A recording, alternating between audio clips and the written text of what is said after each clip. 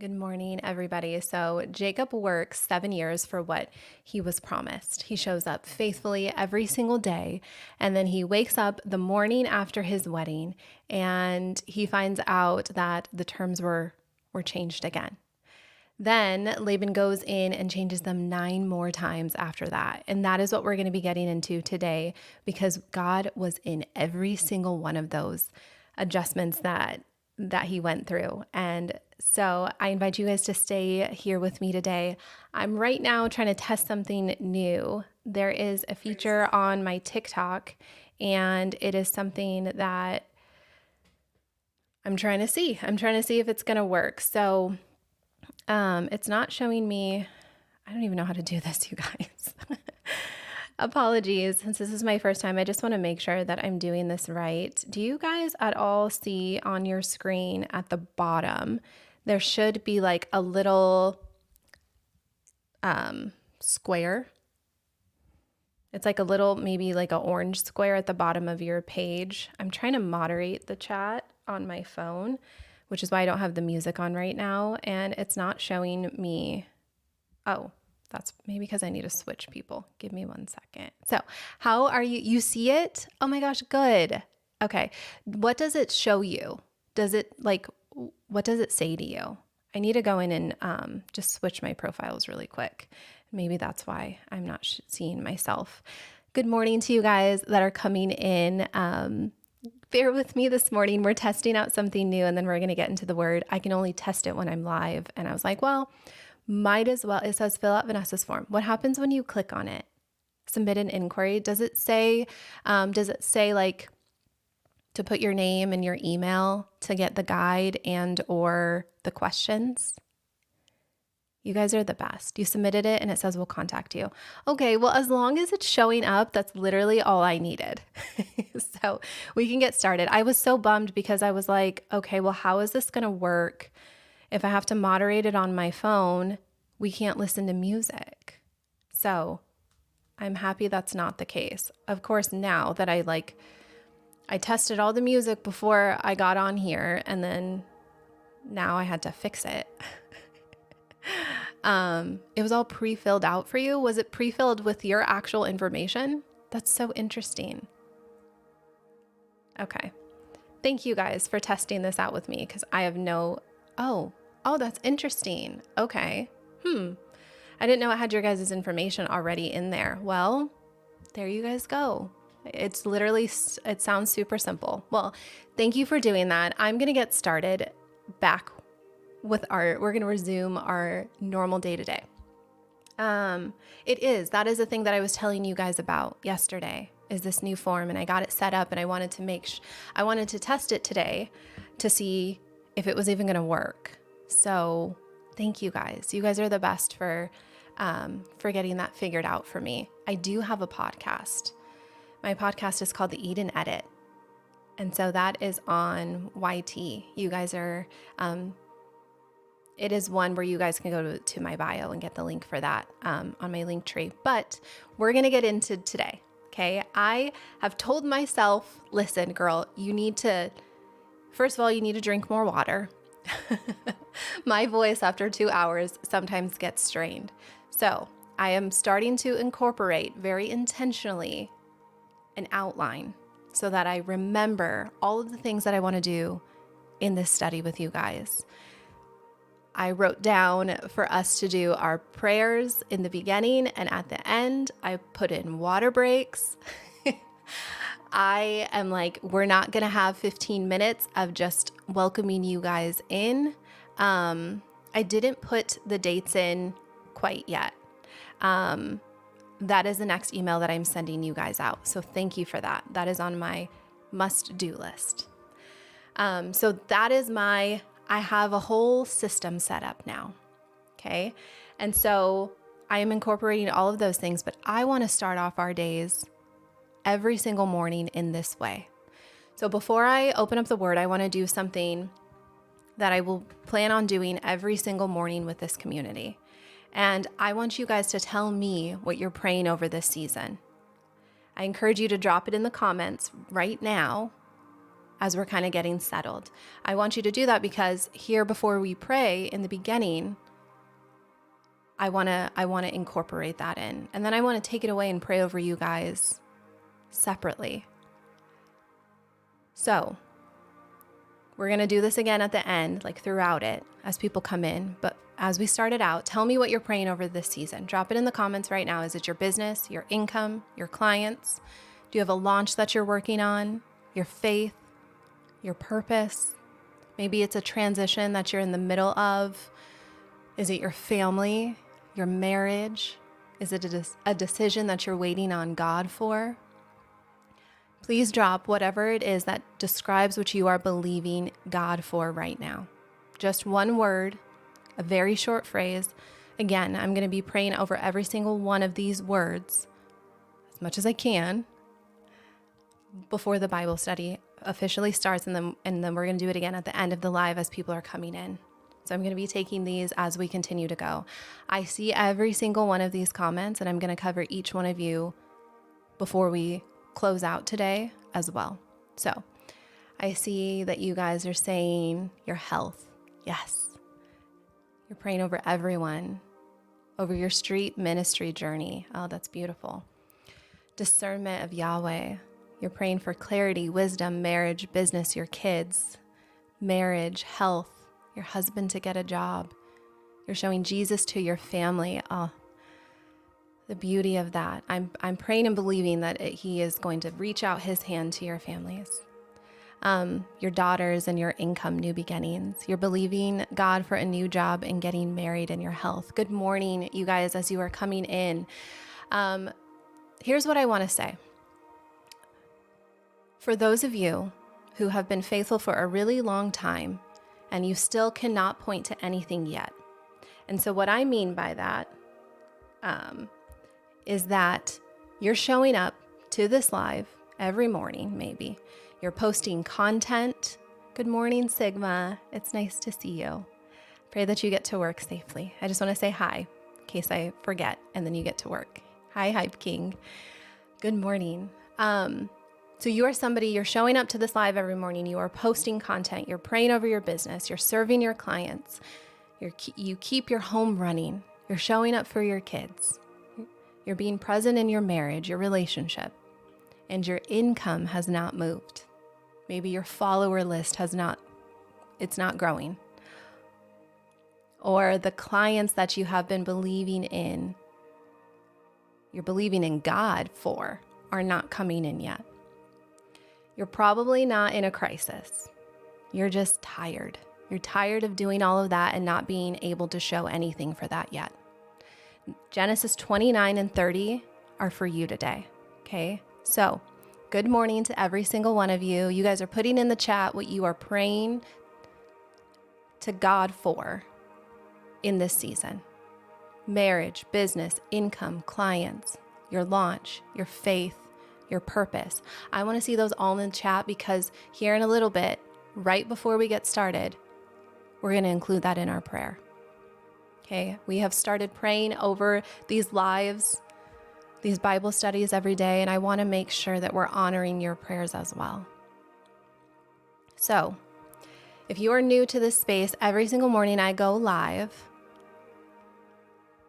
Monday through Friday at 9 Central, and we open up the Bible together and we study it verse by verse. We are currently in the book of Genesis. We've been going through that since the very beginning. Every replay, I think through Genesis 6, is on the YT. So you guys will potentially notice at the bottom of your screen, there's like a little orange, yellow, I don't know what color it is, a little box, and it says submit an inquiry. If you put that, I will send you the link to the replays, okay? Or you can go to my page. There's a link there in my bio. So this is not a typical Bible study. We go through all of it in the original Hebrew, the Greek. We look at the cultural context of the time, the world in these stories, and the time that they were written in. We draw a direct line to your life, to your business, how that appears for us right now, how that is applicable. So if you have never studied the Bible, before you're in the right place. It's yellow with an arrow. Thank you, Erica. I use a New King James Version of the Bible. So that's what I read from, but when I study through multiple translations. A lot of what you'll hear is in the New King James Version, but throughout the study, what I've started incorporating is the Passion Translation, as well as the NIV.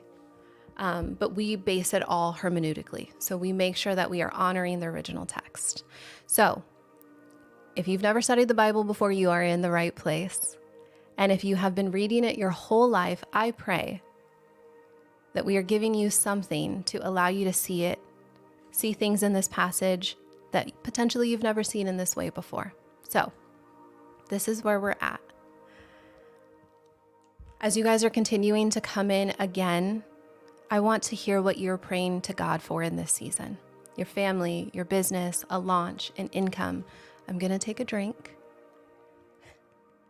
and I'm going to watch those come in, okay?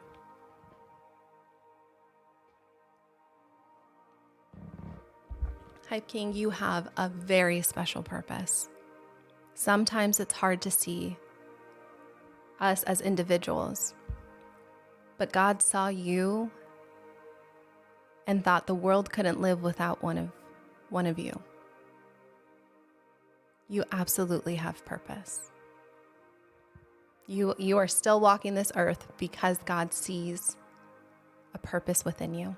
Our purpose is to serve his purpose, right? And it's hard to see that in some moments. All right, you guys. Where we're going today, as you guys are here, you're consistent, you're showing up to every live, every morning maybe, hopefully. There's so many of you that show up and I'm so grateful for that. You're posting your content, you're praying over your business every day, right? You're saying, oh, I'm serving my clients well. I'm answering all my emails, trying to keep my home running. I'm showing up for my kids, being present in my marriage, doing all of that at the same time. I'm going to tell you that is exhausting. I know how that is. It's even more exhausting when you feel like, what do I have to show for that? My income hasn't changed. My followers are not continuing to grow. The clients that I'm believing in God for some reason, they're not here. They're not coming in the way that I anticipated them. The thing that you've been praying over in your personal life has not shifted. You've been faithful long enough that a thought keeps coming to the surface that you don't want to say out loud. What if I keep doing all of this and nothing changes? If that thought has ever crossed your mind, I want you to drop a yes in the comments, because that is me. And I want you guys to do that because I want you to see that you are not alone in having that thought. So be vulnerable, because I want to know who I'm speaking directly to this morning, okay? I see every single one of you, right? I am in the comments right there with you. I would be putting a yes right there. Okay, you guys are not alone in having that thought. It is one where we often don't want to say it out loud. What if I keep doing all of these things? I'm showing up consistently, being here daily, being that person. Maybe you have someone in your life that is heavily dependent on you. And you say, what if I keep showing up like this, serving them, and I'm trying to build them up, but nothing changes? What if I'm stuck in this? Stay with me, okay, you guys? This passage and what we're going to be covering today, what God says about this, I feel like it's going to change how you see that thought.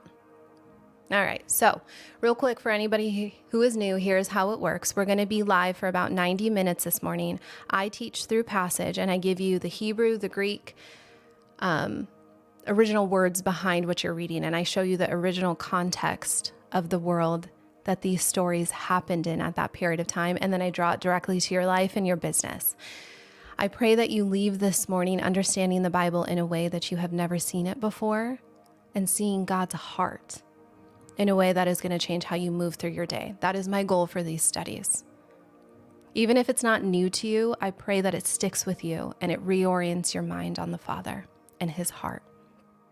If at any point in time you have questions, I want you to drop them in the comments below.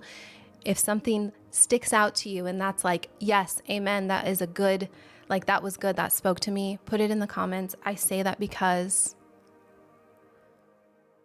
I love knowing how God is moving through you guys. It's not me. I'm not doing it for the praise of me. I just want to see how God, I want to give him that praise, right?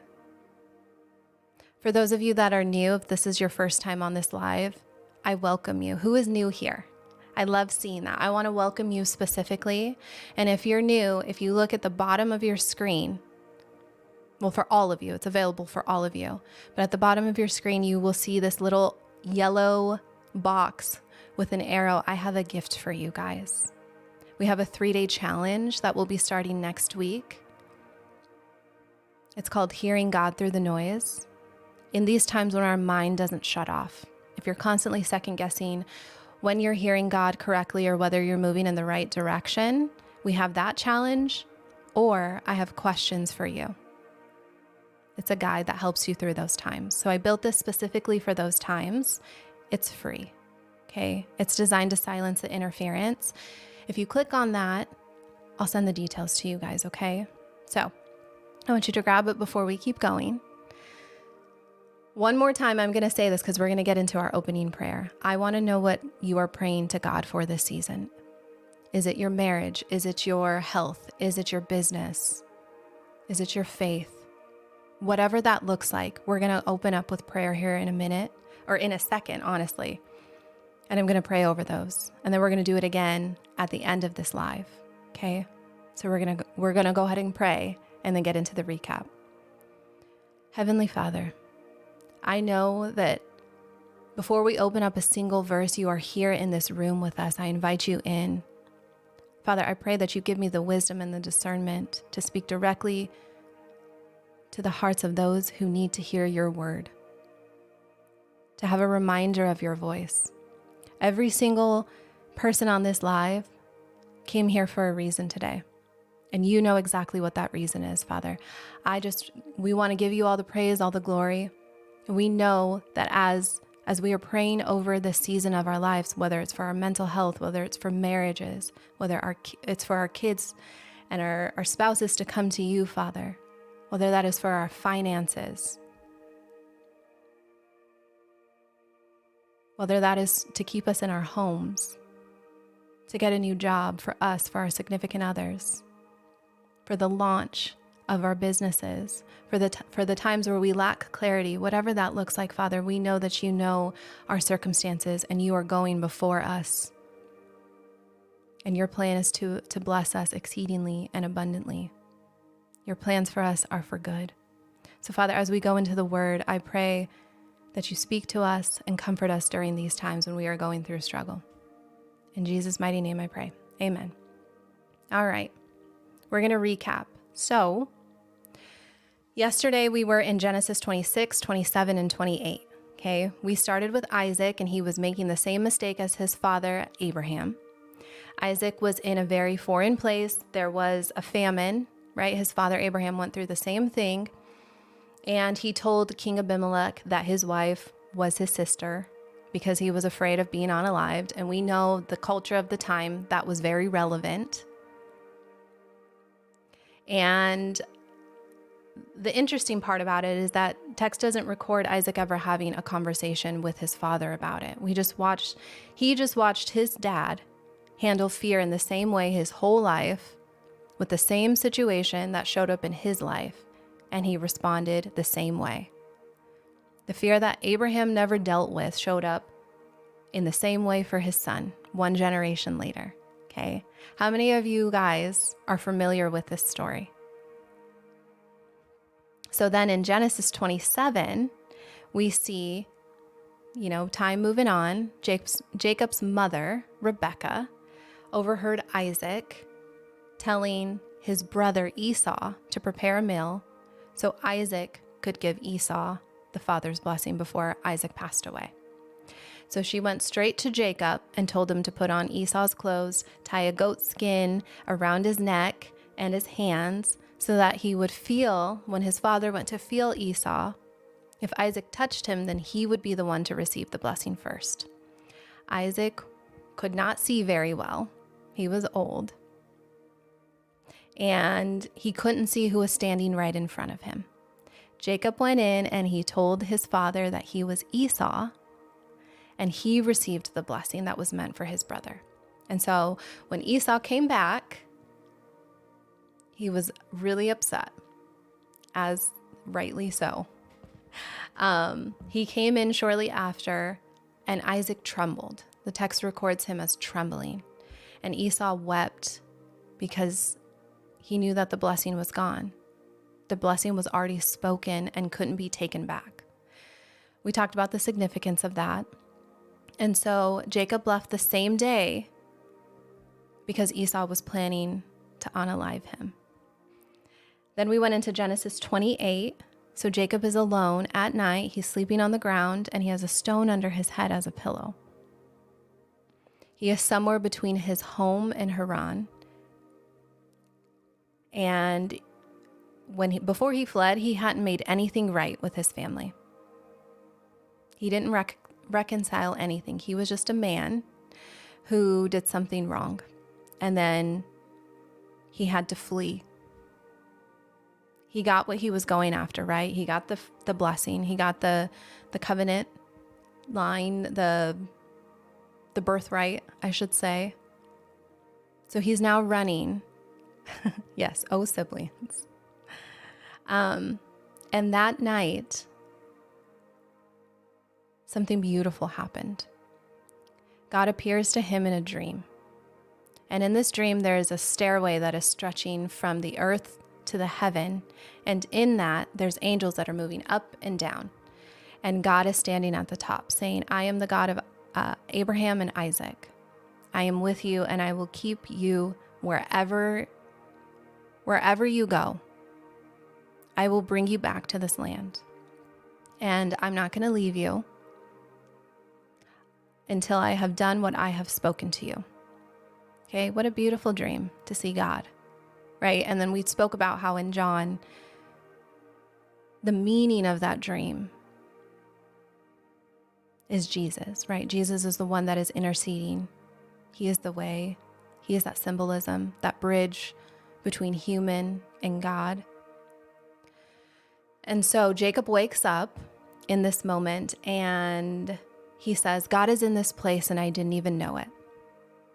The beauty in that is that as he fell asleep, there is nothing that records the fact that he prayed to God. He's fleeing this crazy scenario that he created. I mean, ultimately that was on his own, but he's out in the wilderness, and we've seen God do this time and time again in the Bible,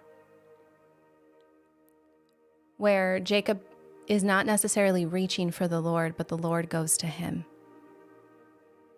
Jacob stopped because he was exhausted and God was already right there waiting for him. So there's so much beauty in that. Today, we're going to be in Genesis 29 and 30, and Jacob arrives at Laban's house. Laban is his uncle, his mother's brother. And what starts as a 7-year arrangement turns into 20 years of Laban changing the terms every single time. Every single time Jacob gets close to receiving what is his, and what God is doing inside every single one of those adjustments is what I want us to see today. Okay? So good morning. If you guys are just hopping on, we are in Genesis 29 and 30. We're just getting started. And as we go, I'm going to prompt this several times. This is one that I want to be a big part of our lives. As you're coming in, I want you to write a short word or phrase of what you're asking God for covering over. Okay, we're going to pray over it again at the end of this live, and I want to make sure I don't miss anybody. Are you praying for your health? Are you praying for your finances, for your business, for your significant other? Whatever that looks like, please put them in, okay? All right, so we're in Genesis 29, and it says, this is when Jacob meets Rachel. Okay, so Jacob went on his journey, and he came to the land of the people of the east, and he looked and saw a well in the field, and behold, there were 3 flocks of sheep lying by it. For out of that well they watered the flocks. A large stone was on the well's mouth. Now all the flock would be gathered there, and they would roll the stone from the well's mouth, water the sheep, and put the stone back into its place on the well's mouth. And Jacob said to them, My brethren, where are you from? And they said, We are from Haran. Then he said to them, Do you know Laban, the son of Nahor? And they said, We know him. So he said to them, Is he well? And they said, He is well. And look, his daughter Rachel is coming with the sheep. Then he said, Look, it is still high day. It is not time for the cattle to be gathered together. Water the sheep and go and feed them. But they said, We cannot until the flocks are gathered together, and they have rolled the stone from the well's mouth. Then we water the sheep. Now when he was still speaking with them, Rachel came with her father's sheep, for she was a shepherdess.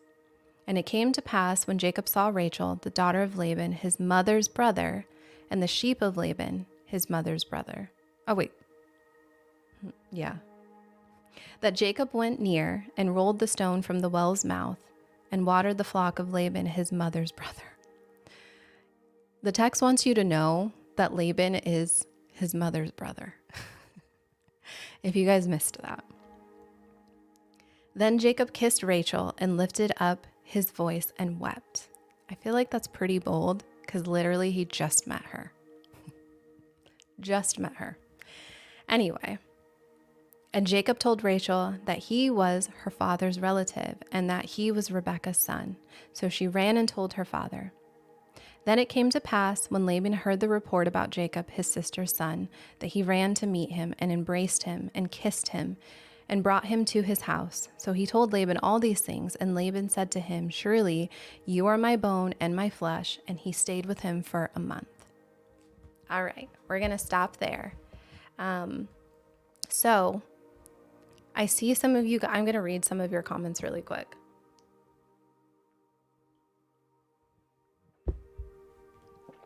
Okay.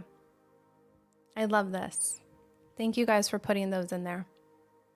Okay, so I kind of want to paint the picture of what's happening in this moment. So Jacob is coming from the land of the east after traveling hundreds of miles on foot. He is completely alone. He doesn't have any servants. He doesn't have any family. He doesn't have animals. Essentially, he has no resources, okay? So he just left his home with the clothes on his back, whatever he could carry. He has nothing when he arrives. He doesn't even have a plan. He doesn't have anything to leverage. And I say that because this part of it is going to be important throughout the duration of the chapter. So he gets to this well, and there are 3 flocks of sheep that are laying beside it, and it has a large stone over its mouth. Okay, so the shepherds that are gathering there tell him that they're waiting for the flocks to arrive before they roll the stone away, because if they were to move the stone, it requires everybody to be present because it is so heavy that it's essentially too heavy for one group to move alone. So then Rachel gets there, and she's with her father's flock because it calls her a shepherdess. And Jacob goes over and he rolls the stone from the mouth of the well alone and waters her sheep. All right, so I just want to hover over this detail to provide some context for you. So that stone, I'm going to reiterate this, it was so heavy that it took every shepherd at the well to move it together. Okay, so Jacob walks up and he moves it by himself. And I was like, why did he do that? Why did he have so much strength? I want to paint this too. So in the culture at that point in time, when a man wanted to be seen as capable of providing for a woman and protecting her family, physical strength was the primary way that he demonstrated it, how he demonstrated that capacity. Yeah, he liked Rachel. Clearly, he went up and gave her a kiss immediately. Here's the piece, though. He couldn't offer money. He couldn't offer land. He literally didn't have anything. He didn't have animals, servants. He didn't even have his family's name in his territory, this territory that he's in. And so he offered the only thing that he had, his body and his strength. Everything he had in that moment, he was using to move that stone. So I'm like, okay, but how was he that strong? I don't know what that means. Sorry. Anyway, so in my mind, I was like, okay, clearly it's pointing out in the text that he's strong, because if it were to take a group of men to do this, how could he have done it by himself? Did God give him the strength? Like what? It doesn't specifically call it out in the text. It just states it as a fact. And so, what I found is that most commonly amongst scholars, as they read this, is that it was like adrenaline. It was tied to the moment that he saw Rachel, in the same way that people have like the type of adrenaline to lift cars off of people in emergencies, is basically what it's attributed to. So his body responded to something that his heart was already doing. He was like, I really want to be with her. So there's that piece of it, but I want you to see what God is doing before we go any further, okay? So Jacob has nothing. He doesn't have any money. He doesn't have a family name.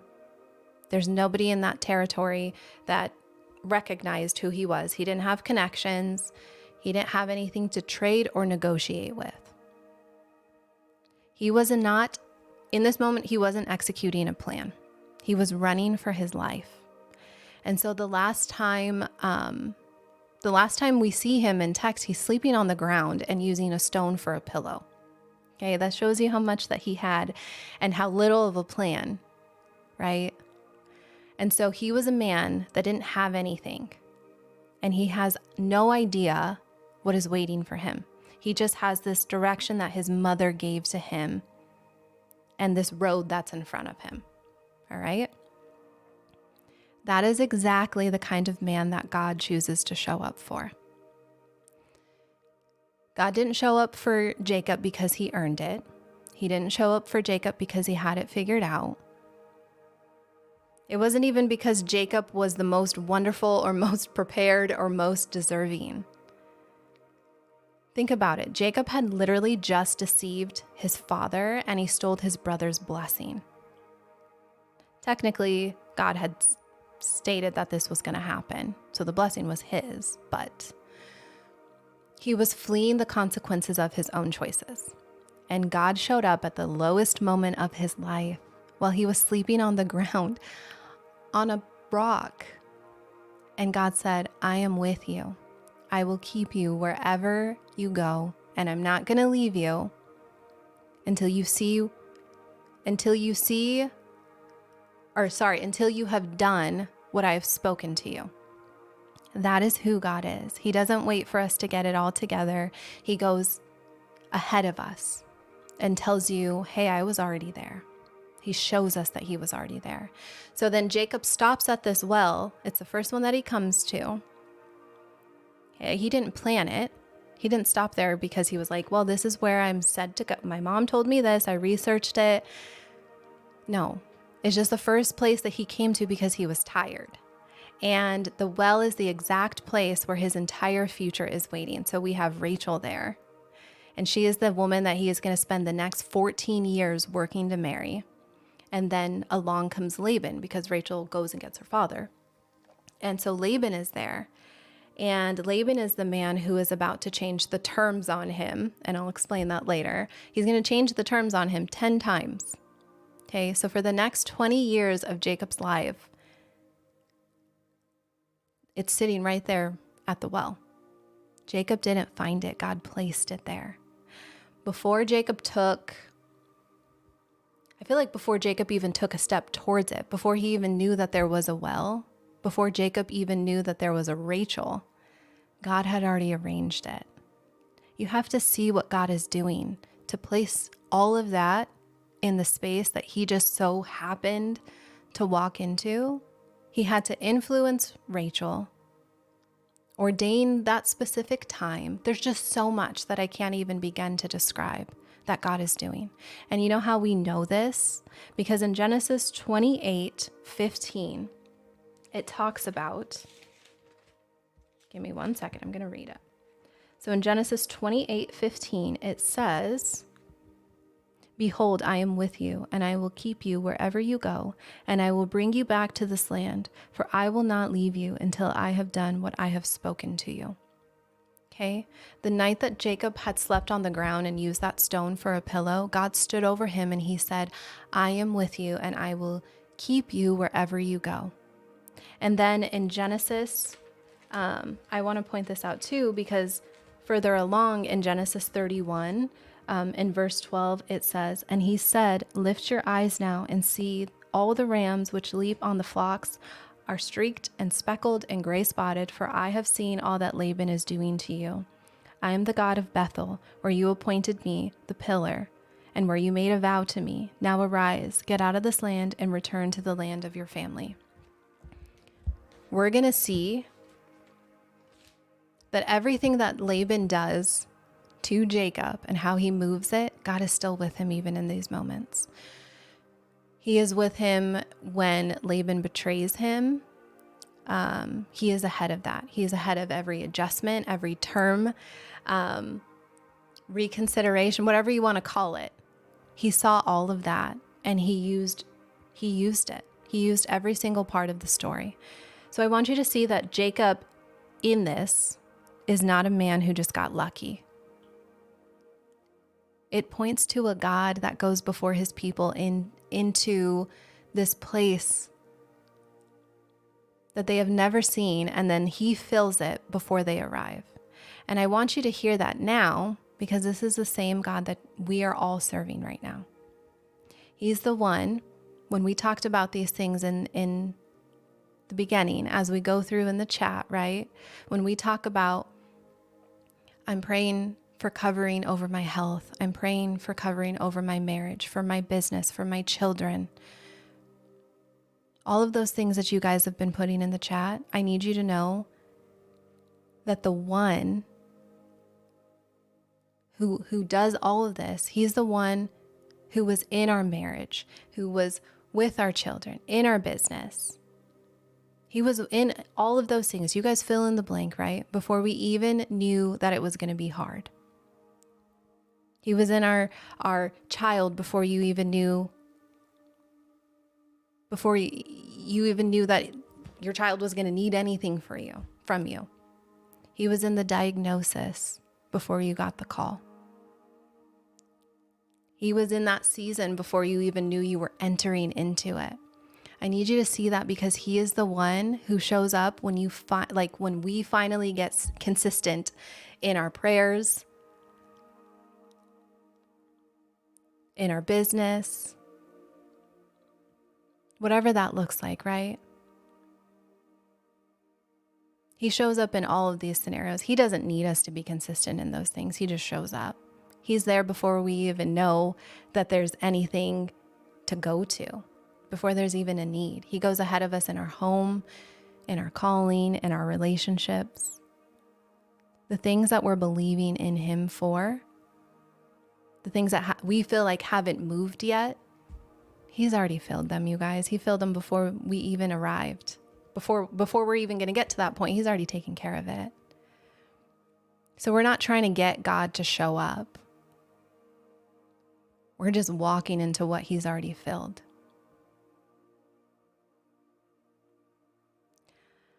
All right. You are always consistent with asking for anything. That is amazing. Ask.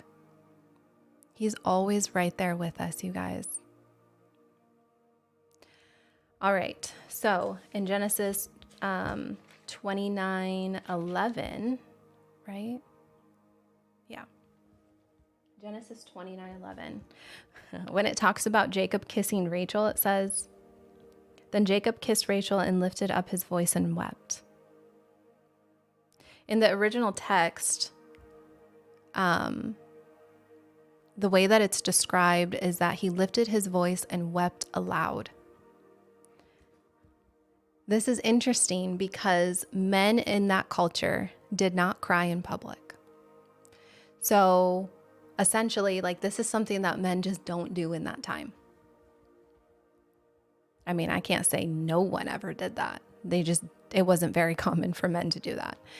So what the text is recording, Jacob's masculinity, maybe. I'm not entirely sure why. They just didn't do it, supposedly. When the text records Jacob doing it, it's telling you that he was so overwhelmed.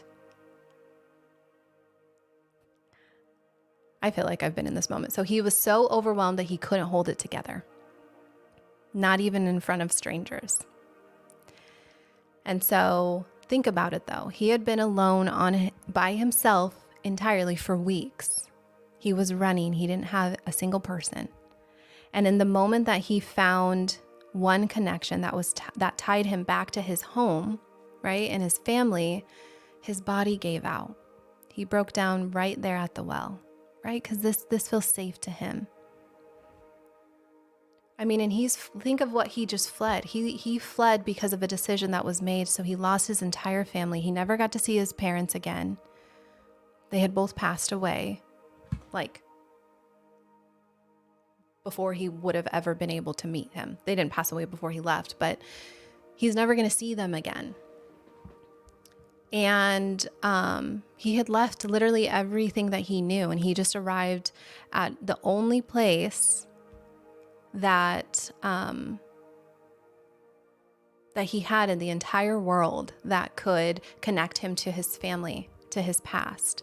And so this is a man who is essentially saying, like, he's letting his body just finally let go of something that he's been holding on to since the day that he walked out of his father's house. I feel like I haven't gone through that kind of scenario, but I can picture that in my mind. Can you guys? This man who's like just been in survival mode, doing what he felt like the Lord told him to do. He saw God, he had the dream, and he's leaving, and he's like, I can imagine that there's so many different emotions, obviously, right? It says that he's overwhelmed. When we look in the NIV version of it, it says he kissed Rachel and he began to weep aloud. That tells us that this was not like this quiet moment where he was by himself. It was like he wept loudly. He was releasing weeks of him running. He was isolated. And then the grief finally just kind of came out. And so what it talks about next is that it says, then it came to pass when Laban heard the report about Jacob, his sister's son, and he ran to meet him and embraced him and kissed him and brought him to his house. And he told Laban all these things. And Laban said to him, surely you are my bone and my flesh. And he stayed with him for a month. So Laban takes Jacob in, and after a month, he asks Jacob, then Laban said to Jacob, because you are my relative, should you therefore serve me for nothing? Tell me, what should your wages be? Now Laban had 2 daughters. The name of the elder was Leah, and the name of the younger was Rachel. Leah's eyes were delicate, but Rachel was beautiful of form and appearance. I'll let you insinuate what that means. What do you guys think that means? Of form and appearance. So it's saying Leah had pretty eyes, but Rachel had like all of it. So now Jacob loved Rachel. So after a month, he fell in love with her. And he said, I will serve you 7 years for Rachel, your younger daughter.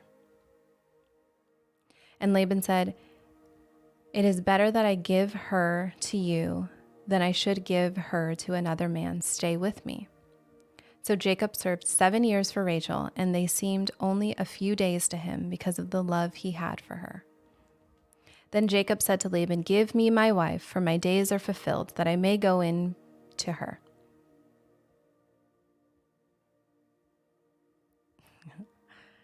I don't know how to read that part of it. It probably doesn't read how it sounds. Let's see. And Laban gathered together all the men of the place and made a feast. Now it came to pass in the evening that he took Leah his daughter and brought her to Jacob, and he went into her. I don't know what that means, you guys. Oh, it says it in the bottom. Let me read it to you. Oh, that's what it means. It means what it means. This is a euphemism for consummating the marriage. So I wasn't being that dirty. It's actually what it means. Well, thank you, commentary, for explaining that to us. So, let's see. And Laban gave his maid, Zilpah. I'm probably saying that wrong. Yeah, Jacob knew her. Yes. To his daughter Leah as a maid. So it came to pass in the morning that, behold, it was Leah. He said to Laban, what is this that you have done to me?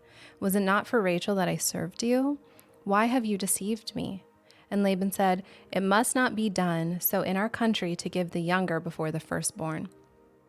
Fulfill her week, and we will give you this one also for the service, which you will serve me still another 7 years. Then Jacob did this and fulfilled her week.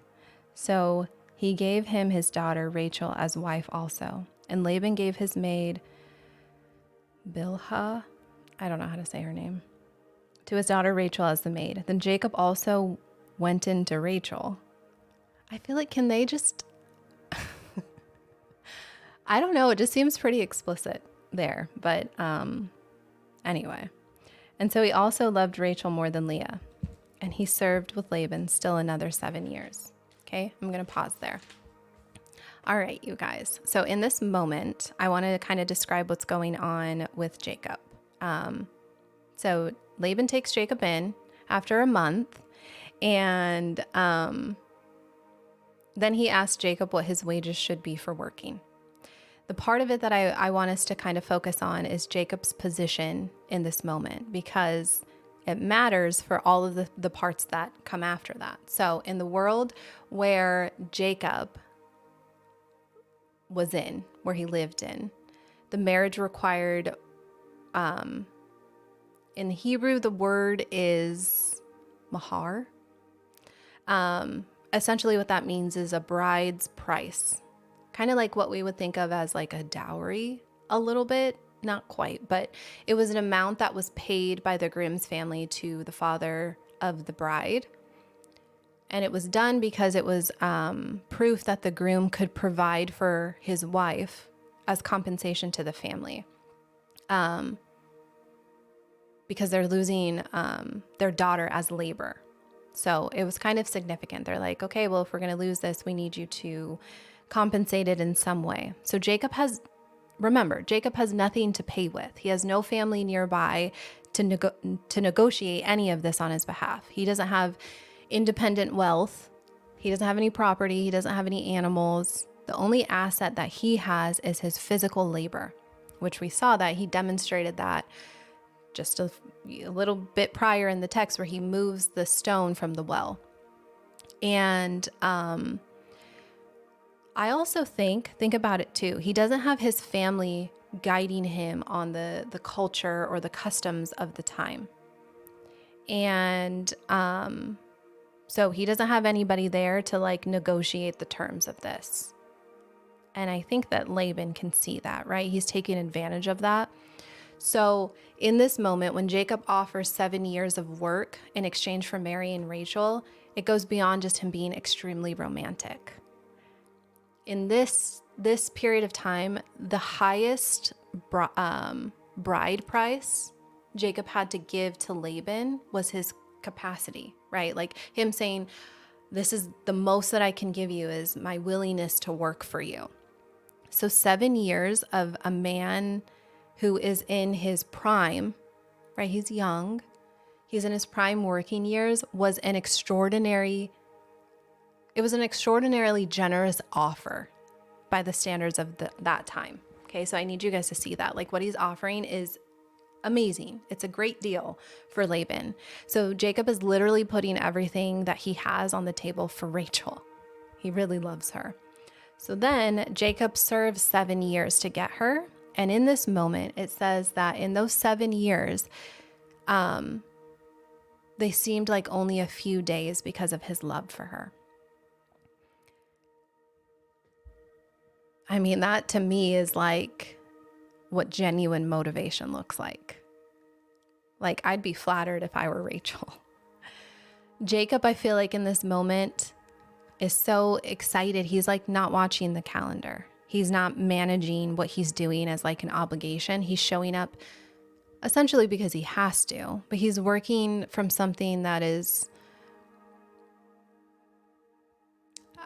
real. Like, he really loves her. And he's using that towards something that he can see clearly. So like he's like, Rachel's my motivation. Rachel's my motivation. And the time passes because he loves her. So he's showing up every single day, doing what he agreed to, and he's doing it faithfully with everything he has. I mean, I think that's really sweet. So he was waiting for what he was promised. And I'll get to the part that I'm, trying to paint, the picture that I'm trying to paint for you guys. So I feel like this is so similar to what a lot of us are facing right now. Okay? We're posting consistently. We're serving our clients. We're sending the emails. We're taking care of our families. We're taking care of our kids. We're taking care of our businesses, our 9-to-5s. We're praying over every single one of them. We're showing up, getting our daily bread. Maybe you're showing up to this live every day. That's you. I see you, right? And for some reason, you're not holding on to what you're promised. So, I'm going to take my water break, you guys. And when I do that, I want you to remember what it is that you put in the comments. What did you guys put in the comments? And if you're just joining this, I want you to put into the comments what it is that you're praying to God for covering over in this season. Is it your business, your income, your clients? Is it your launch, your faith, your transition that you're in the middle of, your marriage, your health? What decision are you waiting on God for? This is going to serve as not only a reminder, but we're going to pray over it again at the end of this. So I'm going to take my drink so I stay hydrated, and I'm going to read them.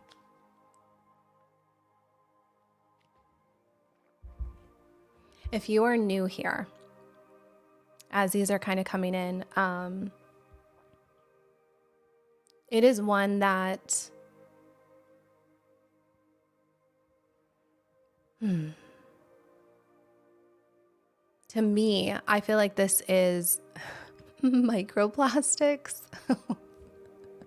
Oh, I thought you were saying you were praying over it. Are you talking about my jug? Daniel.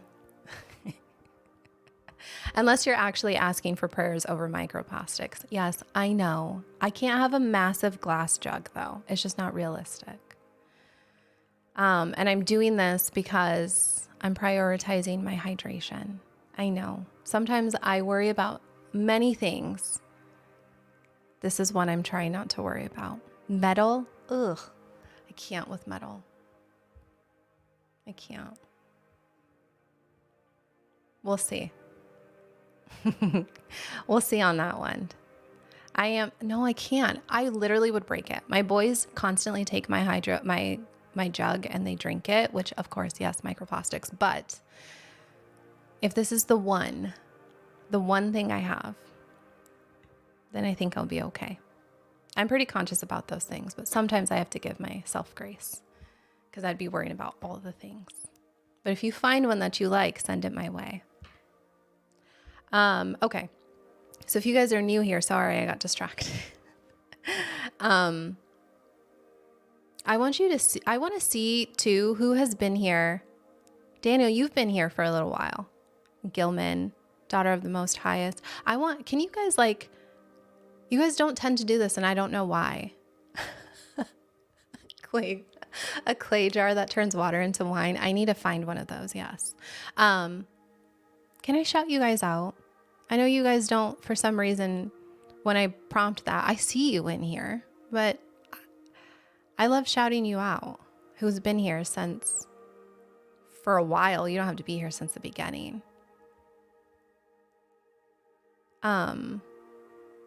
But if you guys are brand new here, welcome for one. You're not new here, Hype King. You will notice on the bottom of your screen, there's like a little box with a yellow arrow. That's for you, for all of you guys, but especially for the ones that are new here. A lot of times what I have noticed is that as we are going through our lives, there's a lot of noise that comes into the world. And whether that's mental noise, whether that is, I call it interference. That's what we go over in this challenge, the 3-day challenge, which we're starting next week. So if you guys want to join that, I'll give details at the end of the live more specifically, because I'm really excited for it. But I have something free for you guys. And so I love that TikTok has that option now. This little, how has that been? Carolyn, I saw that you said that you just filled it out. Like, how easy was it? Because I was struggling to get this stuff to you guys, and then TikTok comes to me and says, hey, use this. And I'm like, amazing. From what it sounds like, it sounds pretty easy to fill out. Yeah, you can also sign up for the live replays. It was easy. You wanted to use another email. Oh, perfect. Yeah, whatever you guys need, like put it in there. I have so much stuff for you guys that I want to share with you. You literally just hit submit. That makes me excited, you guys. Thank you. All right, so we're going to get to verse 21. And good morning. Good morning to every single one of you guys that are new. Good morning, good morning. Welcome. I don't want you to feel shy in this space either. I bet you there are some of you that have been watching for a long time and haven't said anything. I'm like that when I'm on lives. This is such a beautiful space that we have created, and I cannot tell you how thankful I am for every single one of you guys. So if you're new here, I pray that this becomes a part of your day, that you join us. I think it's hard to find a community of like-minded individuals where you feel safe. And I pray that this is that space for you guys. So, good. I'm glad that you feel comfortable in this space. Know that you guys can ask questions. There's a lot of you that, will message me privately for prayer requests. Know that you can do that too. I promise you, I will pray over you. I am not that big that I don't have time to pray for you guys. I'm not getting that many messages. So just know that I will pray for you guys. I will add you to my prayers. That means the world to me that you guys trust me with that stuff. So, and I usually, sometimes throughout the lives, it goes by so fast and I'm reading scripture. I don't always get to them, but I always go back at the end of my lives when I'm done and see what you guys put. And if there's a question, I do my absolute best. If I didn't respond to it,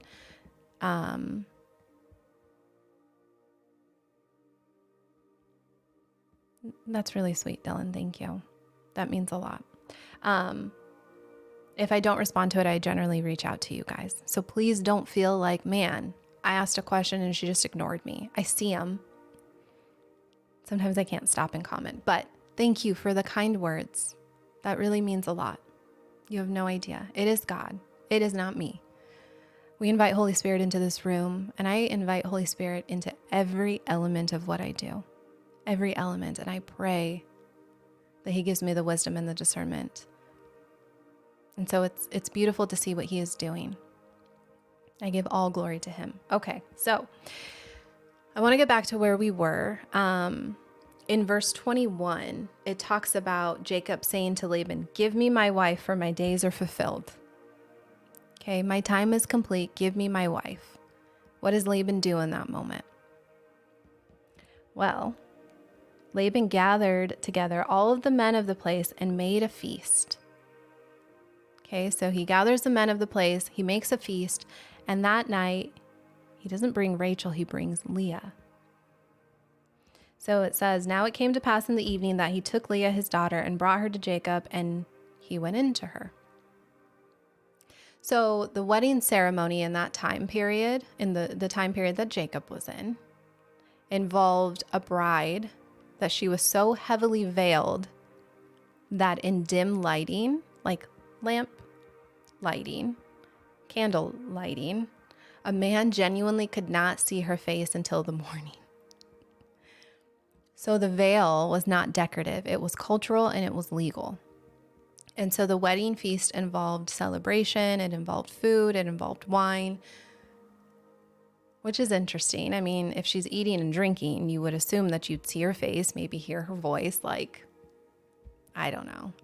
But anyway, by the time that the groom is brought to his bride, though, it was late and it was dark. And so the veil covered everything. And in this moment, the thing about Laban is that he knows exactly what the custom allows him to do, and he uses it. So what I mean by that is that he takes a legitimate cultural practice and weaponizes it against Jacob because he's protecting his own interest. So what happens next is Jacob wakes up in the morning and there's Leah, and then Jacob goes to Laban and he says, "What is this that you've done to me? I worked 7 years for Rachel and I showed up every single day. I did everything we agreed to. Why have you deceived me?" In the Hebrew, in the original text, what it describes is to beguile, or he beguiles him through misdirection. That same word, whatever the word is, I don't know how to pronounce it. It's like remitahai. I don't know. Anyway, this word, the root of it, ramaha, I don't know. Anyway, that root word is the same word that is used in Genesis when Jacob did that to Isaac. Isn't that interesting? The same thing that he did to his dad is now happening to him. So the same mechanism that Jacob used on his father so what Jacob did is he exploited his father, who couldn't see very well at this time. That same thing is happening to him. He couldn't see very well his bride in the dark under a veil. I find that to be very interesting. Have you guys ever drawn that parallel? I hadn't before I studied it. Okay, so the text in this moment isn't pointing to, I don't think it's pointing it out like it's doing it intentionally. It uses the exact same word and it lets you feel the weight of it because it's trying to draw the parallel. That's why hermeneutically, understanding the Bible is so important. When you understand the original text, you understand what's actually happening. And so I'm like, oh, that's amazing, right? I mean, that kind of sucks because it's like, oh, karma, right? Even though we don't believe in karma, but that'd be the best word I could use it. So, yes, sowing and reaping. That's a better analogy. So in this moment, Laban responds to just the time of the culture. Okay. He says, "It's not our custom to give the younger daughter before the firstborn. So I want you to finish the week with Leah and then work 7 more years for Rachel." And I've always thought, like, why is this okay? Why was that okay that he could do that? Why didn't Jacob just get so mad? So it's not that it was okay for him to do it, but Laban did have a legitimate cultural rule that he could say, well, it's kind of like, you know what I think of it as? Maybe you're working with a company or a person and something happens and then they pull out the policies and procedures or like the user agreement and they're like, well, technically in this line it states, and you're like, ugh, okay. That's kind of like how I picture this moment. Laban had a legitimate cultural rule, right? He could go back and point to it and say like, well, technically these are the rules of the time. Because in the world that they live in, the firstborn daughter was the one that was married before the younger one. That's just how it worked. And so that was just the real custom of the time. And Laban knew that rule existed, but he just never told Jacob about it before Jacob agreed to 7 years of work. So in Jacob's defense, he probably had no idea of the rule, potentially. Clearly, because I think he would have been like, wow, you're letting me marry not the firstborn. I think he probably would have said something if he knew. Okay, so Laban knew this the entire time, and he let Jacob assume Rachel was available. He collected 7 years of labor, and then he used this very real cultural practice to essentially justify switching the agreement at the very last moment. The custom of the time was real, but the way that Laban used it was dishonest. It's crazy, right? 14 years total in a scenario where it was only supposed to be 7.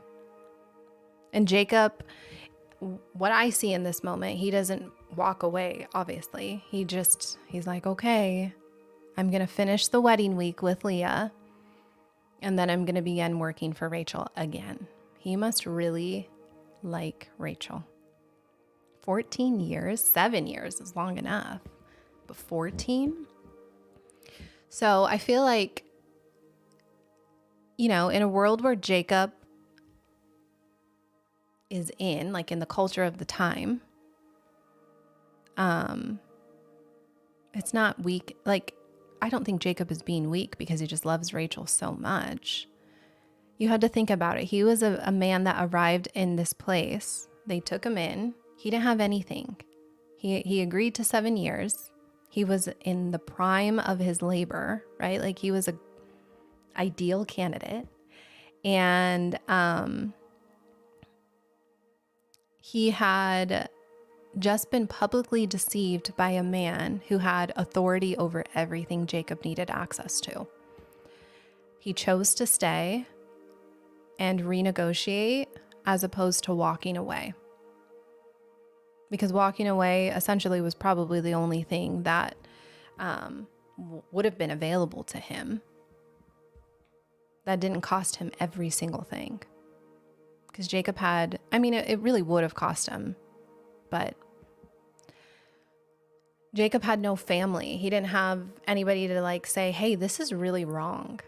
They weren't advocating for him. He didn't have his own independent resources outside of them that he could just fall back on. He doesn't have anything. What is he going to do? He doesn't even have legal recourse because he's in a land where Laban has authority. So he has to stay. He doesn't have to, but he stays in this moment because God told him not to go. That's important. Okay, so he's being obedient. I think initially when I first understood scripture, I was like, man, Jacob is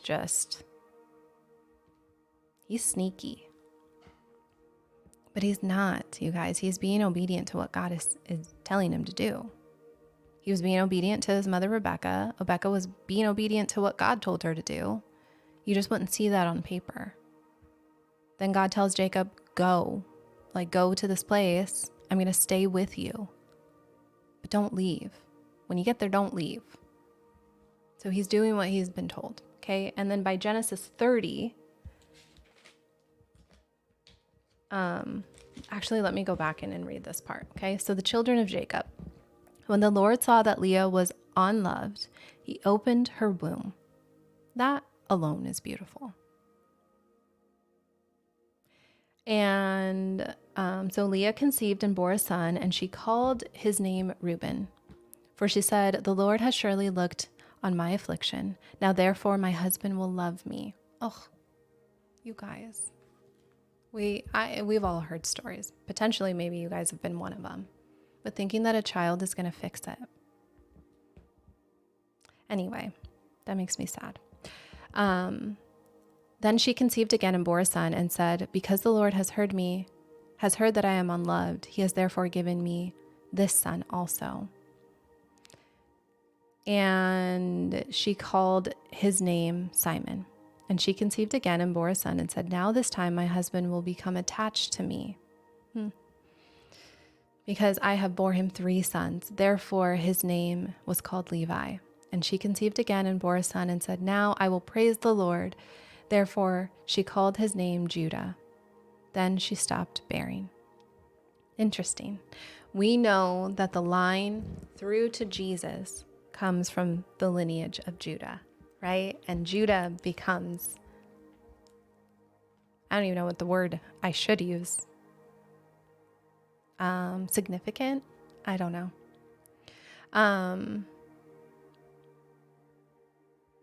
Yes, but whose line are we saved through? Well, that's the direct line through to Jesus, Judah. Is that what you mean? So yeah, anyway, in 30, Genesis chapter 29, verse 30, it says, now when Rachel saw that she bore Jacob no children, so Rachel didn't give any babies, Rachel envied her sister and said to Jacob, give me children or else I will perish.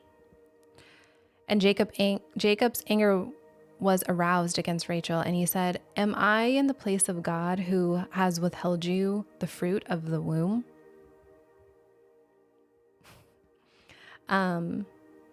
I just feel like that's such an interesting way to speak. So she said, here is my maid, Bilhah. Go in her, and she will bear a child on my knees, that I may have children by her. Do you guys see a parallel to her and Sarah, Abraham's wife, Sarah? She's rushing it. She's rushing God's timeline, right? And saying, sleep with my maidservant so you can have a kid since I can't give you any. And then Bilhah, I'm probably saying her name wrong, but that's her name for right now, conceived and bore Jacob a son. Then Rachel said, God has judged my case, and he has also heard my voice and given me a son. Therefore she called him Dan. And Rachel's maid Bilhah conceived again and bore Jacob a second son. Then Rachel said, with great wrestlings I have wrestled with my sister, and indeed I have prevailed. So she called his name Naphtali. Good morning. When Leah saw that she had dropped bearing, she took Zilpah, her maid, and gave her to Jacob as his wife. And Leah's maid Zilpah bore Jacob a son. And Leah said, a troop comes. So she called his name Gad. And Leah's maid Zilpah bore Jacob a second son. Then Leah said, I am happy, for the daughters will call me blessed. So she called his name Asher. Now Reuben went in the days of wheat harvest and found mandrakes in the field and brought them to his mother Leah. Then Rachel said to Leah, please give me some of your son's mandrakes. But she said to her, is it a small matter that you have taken away my husband? Would you take away my son's mandrakes also? Okay, so Rachel and Leah are talking. That sounds like a fight. And Rachel said, therefore, he will lie with you tonight for your son's mandrakes.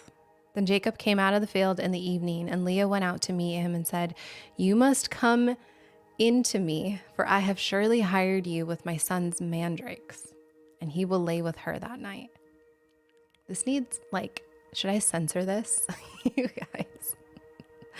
And God listened to Leah, and she conceived and bore Jacob a fifth son. And Leah said, God has given me my wages, because I have given my maid to my husband. So she called his name Issachar. Then Leah conceived again and bore Jacob a sixth son. Sheesh. That's a lot of boys. I'm a boy mom. Yeah. Beep, beep, beep. Yes, exactly, Erica. I'm a boy mom. And if you guys were on my live a couple weeks back when I had my brother and my son and their friend in the house, so it's 2 7-year-olds and a 9-year-old, and they're like running and slamming doors and jumping on things. And I was like, oh my goodness. I don't know if I could handle more than 2. She has 6. Like, I cannot imagine that. That is a lot of boys.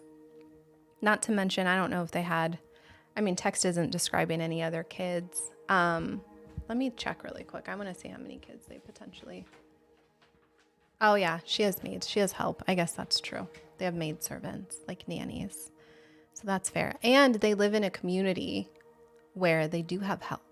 So it's not like they're by themselves. So there's that. I'm just looking really quick at the lineage of Isaac.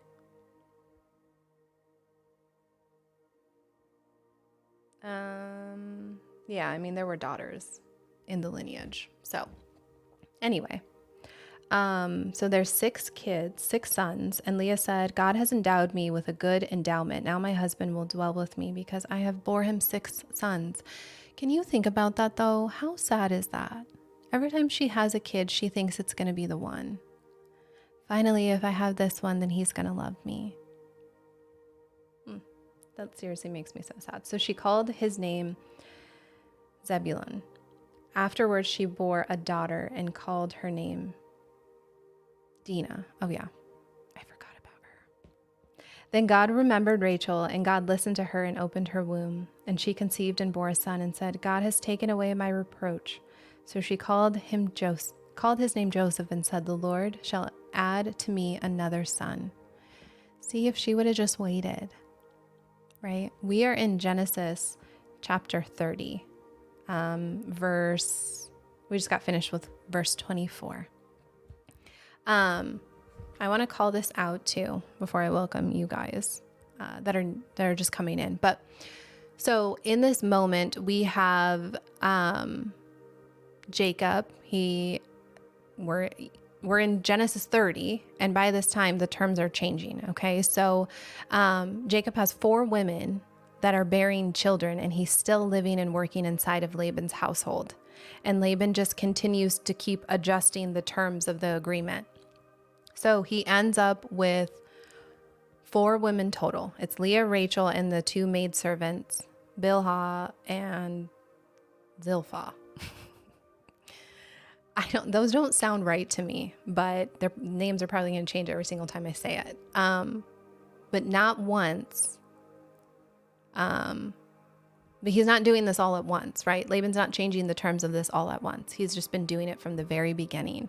And Leah comes from, so Leah's the first one on the wedding night. Okay. Then Rachel comes after an additional 7 years of work that are agreed to, that Jacob agrees to. And then the text indicates that Jacob began working for Rachel immediately. And then he marries her the first week with Leah, or at the end of the first week with Leah. Okay, so at this moment, Leah and Rachel are definitely in competition with one another the entire time.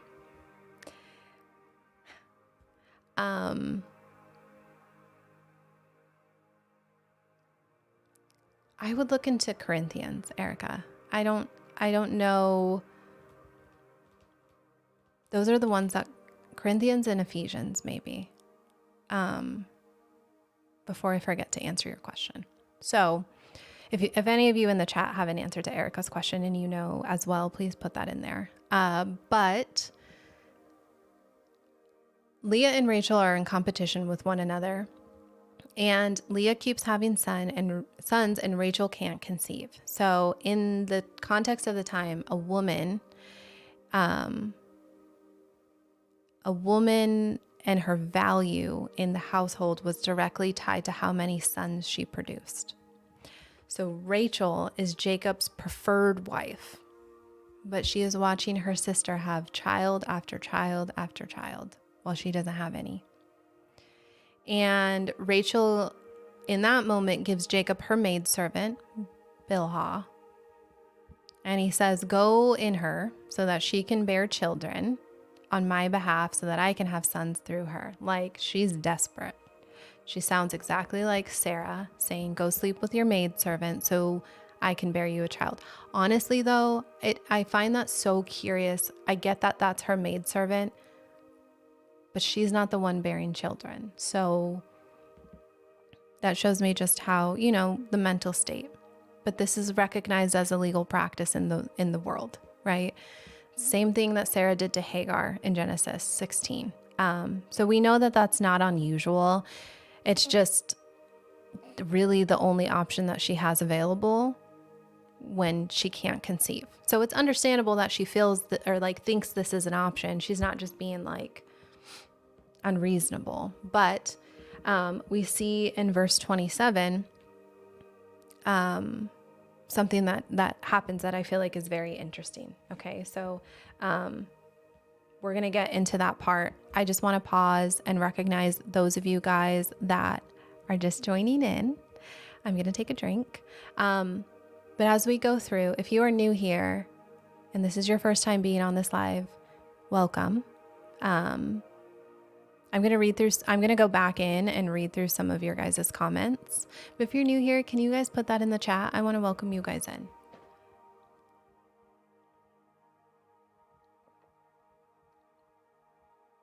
What are mandrakes?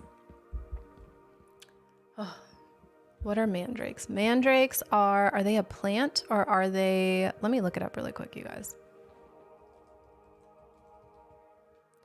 Mandrakes, it's a plant, but a mandrake,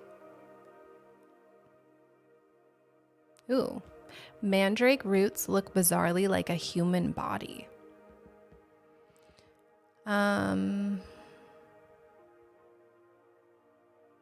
The root of a mandrake is hallucinogenic and narcotic.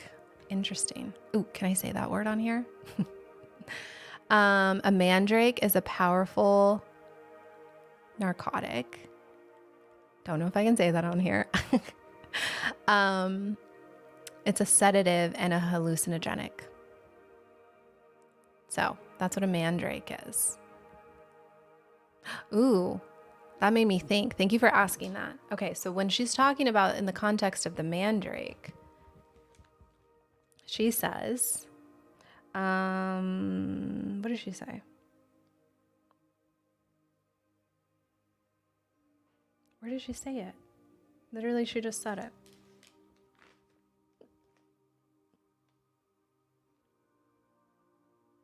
Oh, okay. She says, when Leah saw that she had stopped bearing, she took her maid and gave her to Jacob's wife. Then they made a baby. And then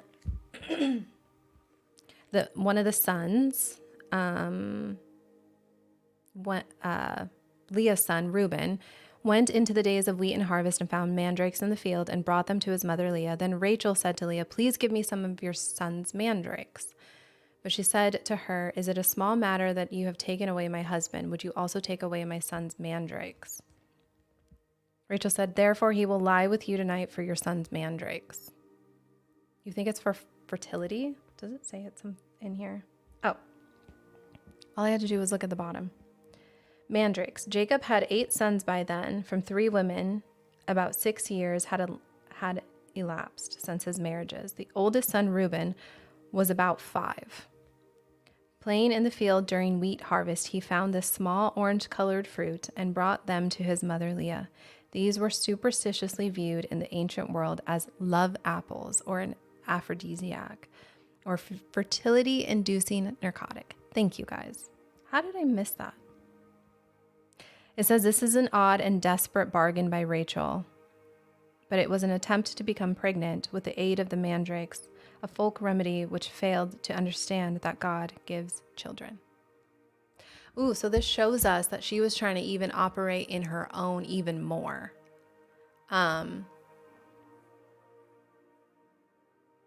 Those are trigger words. Which ones?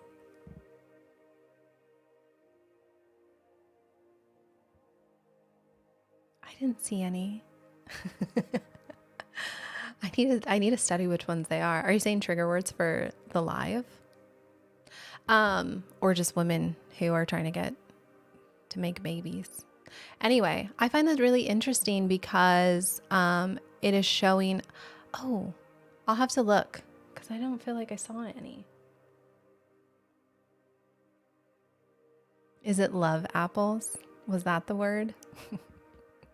Anyway, so in this moment, it's showing us how much that she is trying to operate in her own and take matters into her own hands and try to control the scenario in like any way that she can, instead of just trusting in God. She's like, use my maidservant, use the mandrakes. Is mandrake a trigger word? Oh, I am using a John MacArthur study Bible. And it is a New King James Version. And at the bottom, it has the commentary, which I don't know why I didn't see this part. But, okay. So that is where we're at with that. Thank you for talking about the mandrakes. It just reminded me of that. So,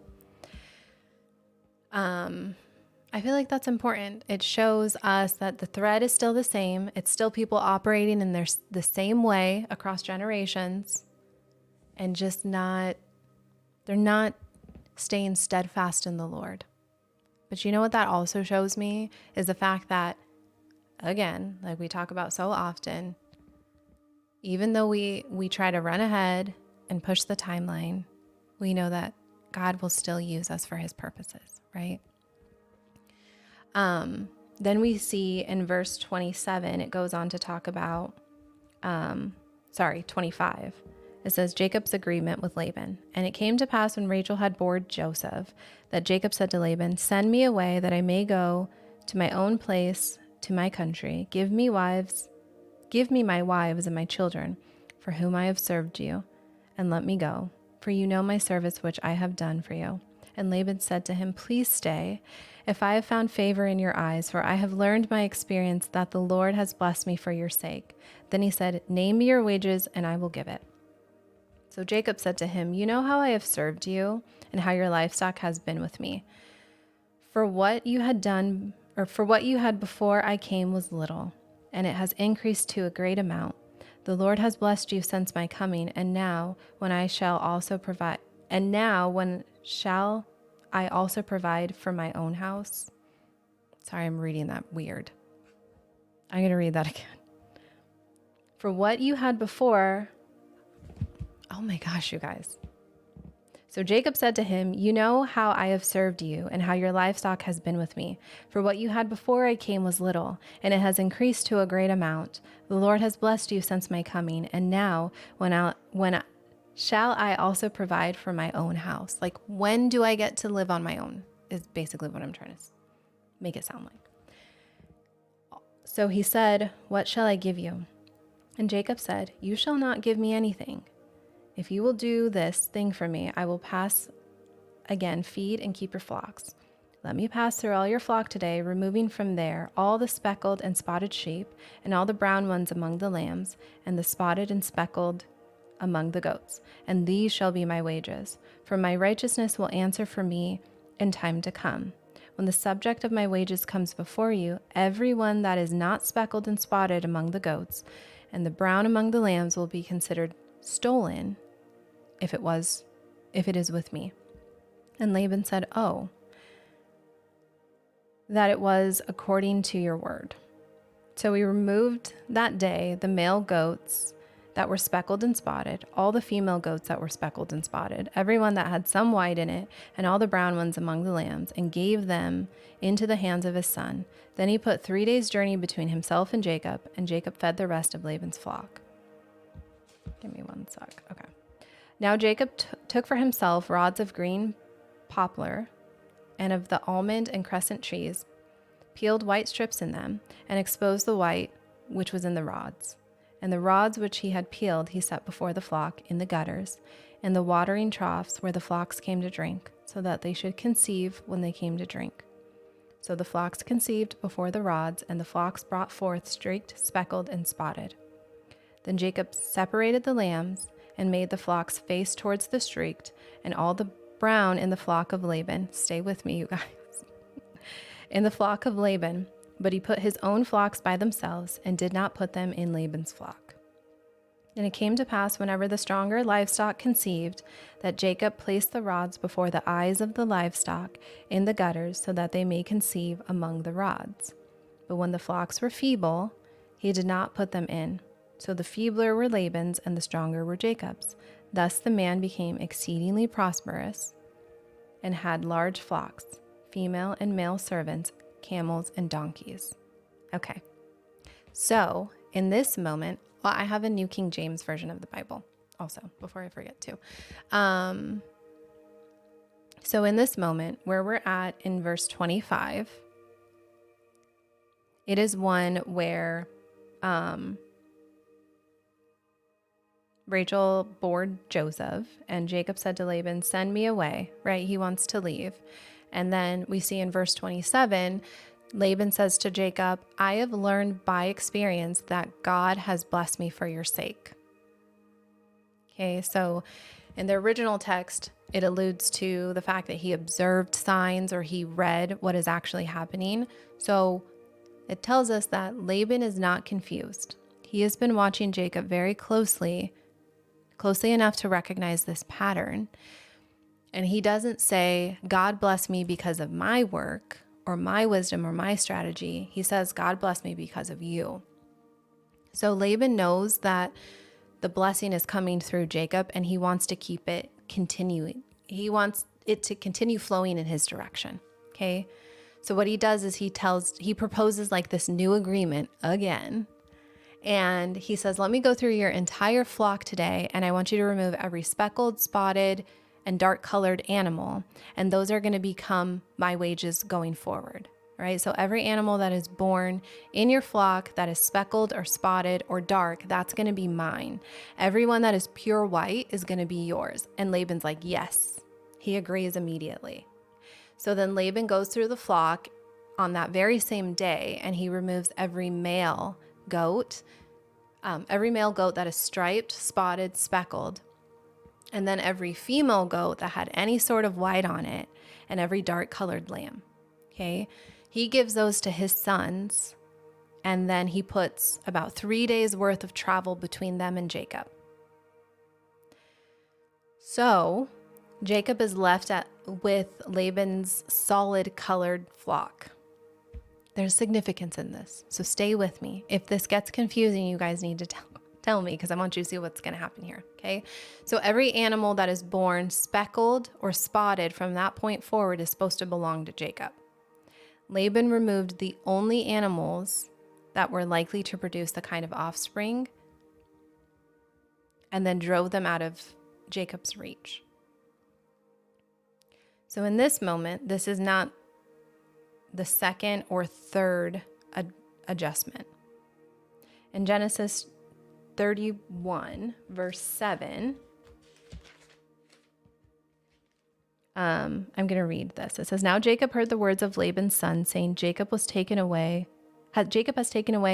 all that was our father's, and from what was our father's, he has acquired all his wealth.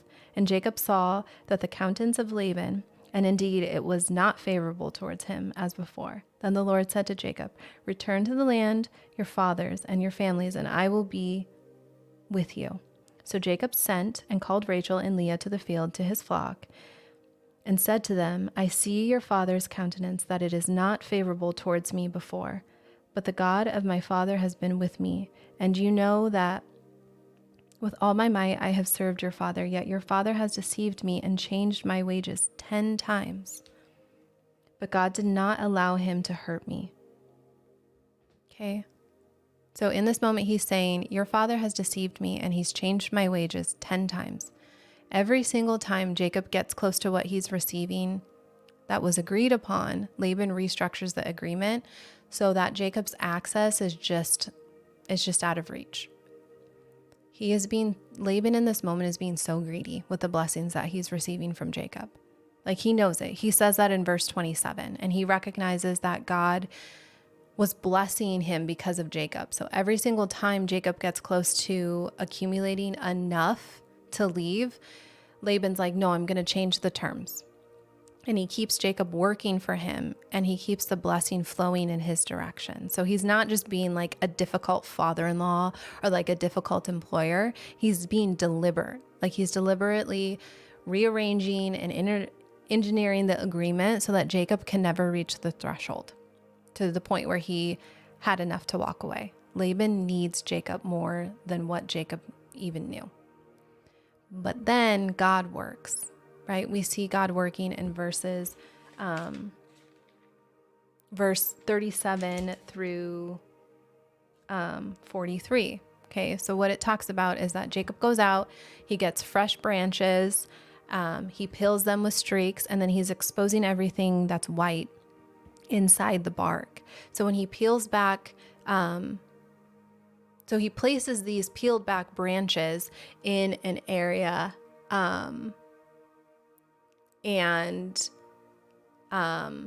in this moment, he places them in these watering troughs in front of the stronger animals so that when they come and drink, they mate. And the stronger animals in Laban's flock produce the speckled, spotted, striped offspring, so the weaker animals don't produce them. Jacob's herd is growing and Laban's herd is weakening. That's what's happening. So on the surface, what it looks like is Jacob is running like this breeding experiment.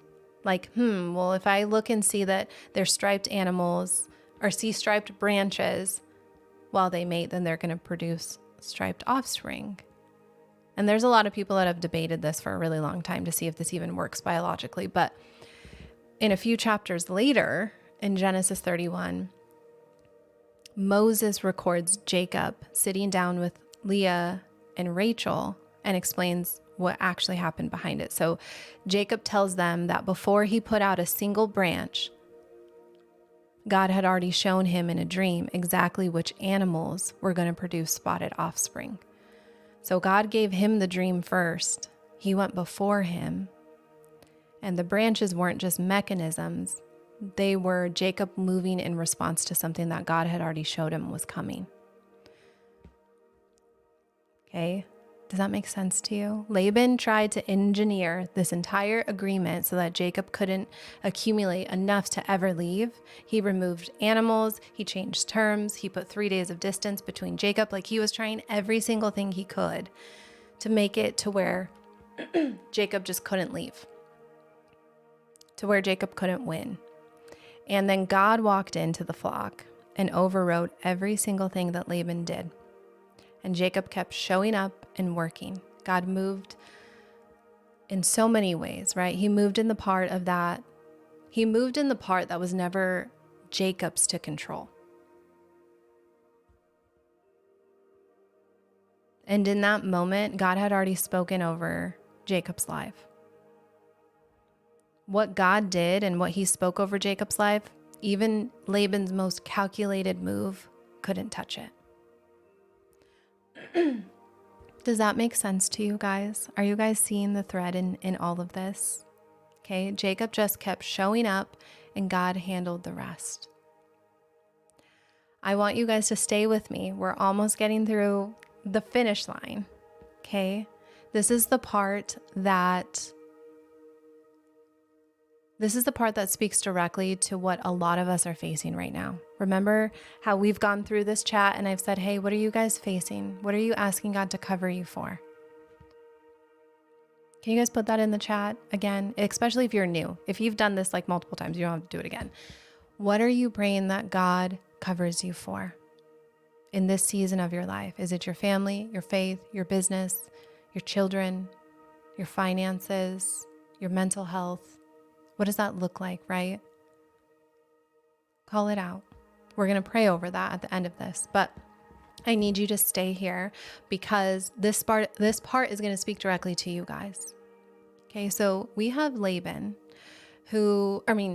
Jacob, who is working under a man who continually changes the terms. He's changing them every chance he gets. He's done it 10 times at this point over a span of 20 years. The text talks about it very explicitly. 10 times. Every single time Jacob has showed up and produced exactly what has been expected, every time he gets close to the thing that he was supposed to have, the terms change again. So Jacob just remains faithful. He keeps working. He keeps showing up. He's tending to Laban's flock. He's managing Laban's household. He's producing results. Okay? He's not somebody like, oh, you failed. Let's switch it up. Let me give you grace. He's producing. Laban is being so blessed that he recognizes that. And give me 1 second, you guys, before I continue going.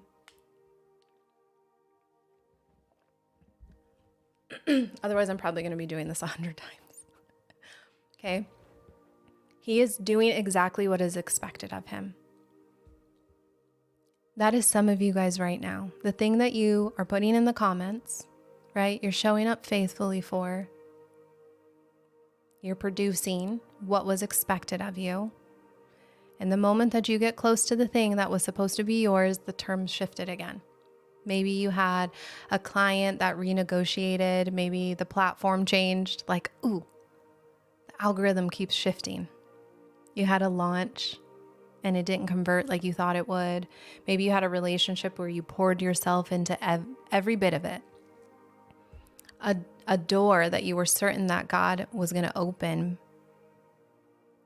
closed right before you were able to get through it. But you're still showing up. You're still remaining faithful. You're still serving, still praying. You're still keeping your home running, right? Showing up for your kids, for your significant other, your clients, the people that need you.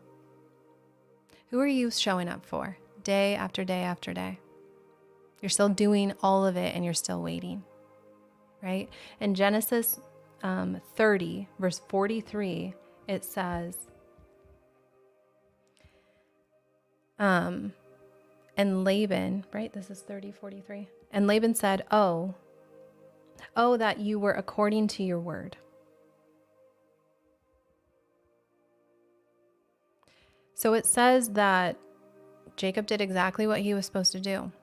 He became exceedingly abundant. Where does that say that? I think it's at the end. Yeah, 43, not 34. It says, Thus the man became exceedingly prosperous and had large flock, female and male servants, and camels and donkey.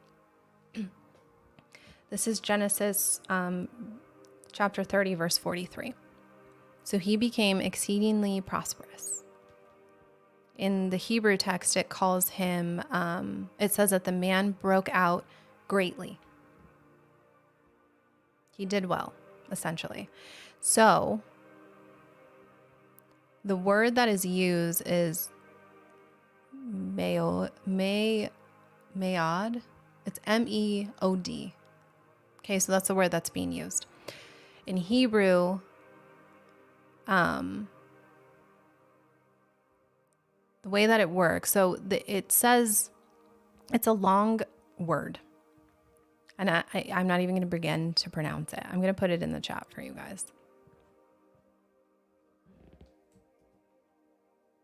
Okay, this is the word. Hopefully you guys can see why I'm not pronouncing that.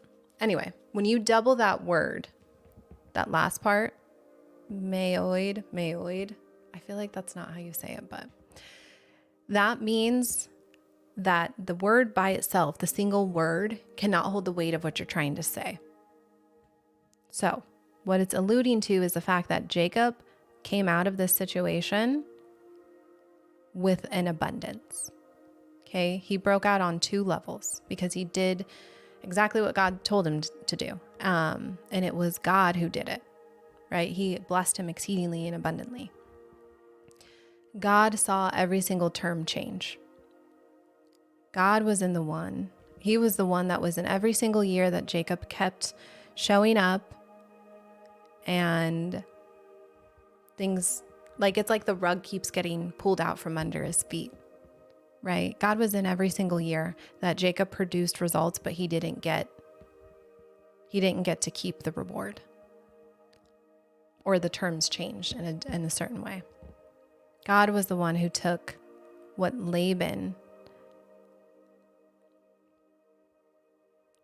how should I say this? God was the one that took what Laban designed to keep Jacob empty and turned it into the thing that made Jacob meoid, however you say that, right? Like he put him on the top so well, right?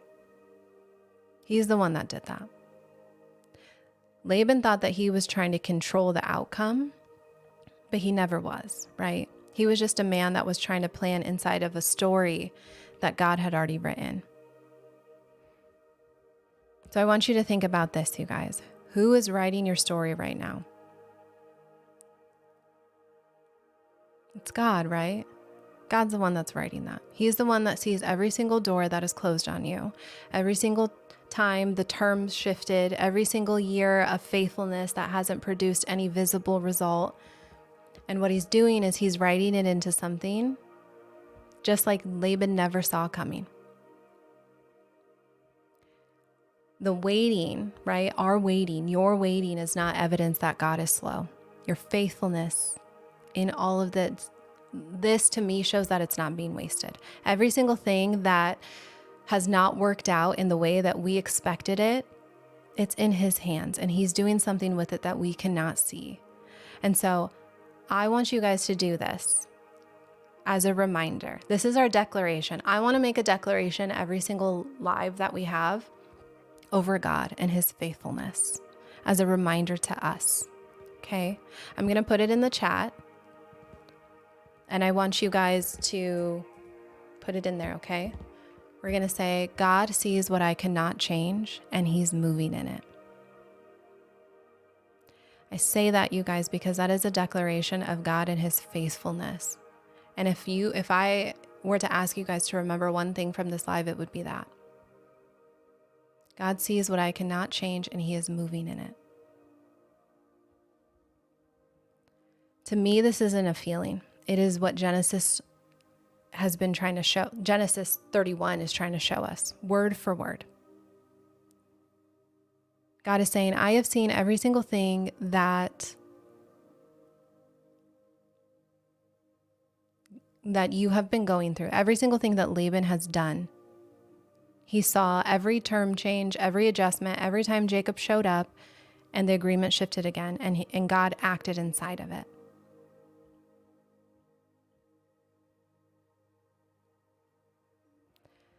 I want to cross-reference a couple of scriptures. We're going to go through to Romans chapter 8, verse 28, and then one more. So, chapter 8, verse 28.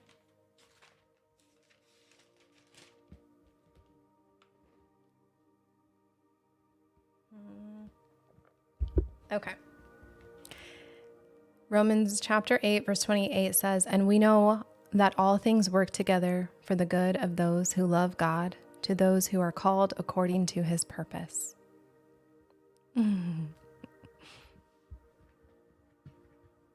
Okay? It's okay if there's typos.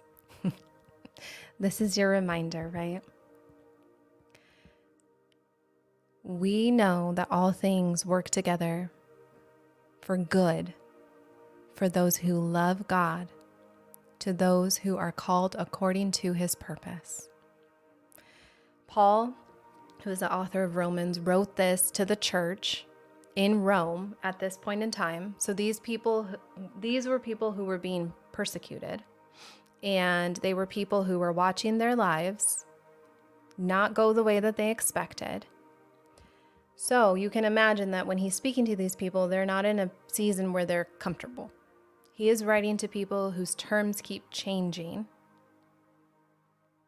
And he is saying that they're working together towards a single direction.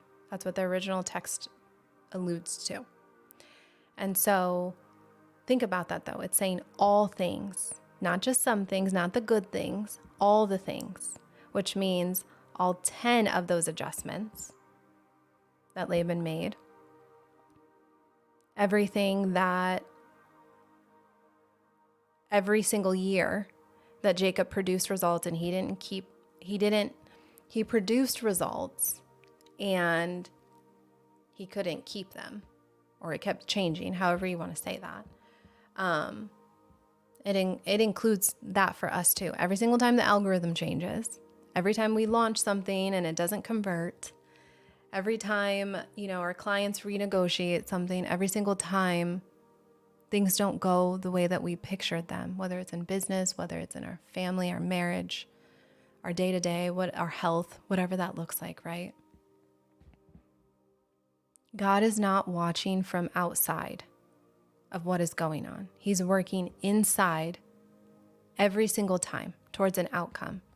That all of those things that feel like obstacles or interceptions, they can't touch what God is doing. Okay, so if we look in Proverbs, let me get to Proverbs really quick.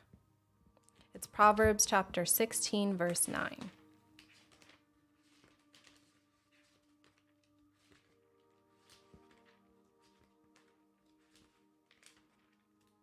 16, verse 9.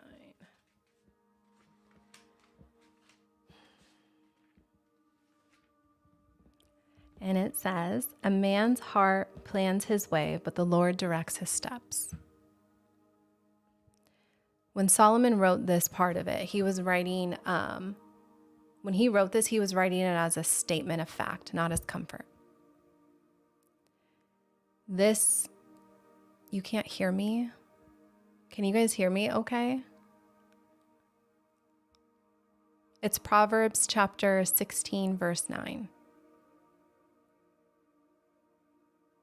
You want me to go to Psalms? I can go to Psalms.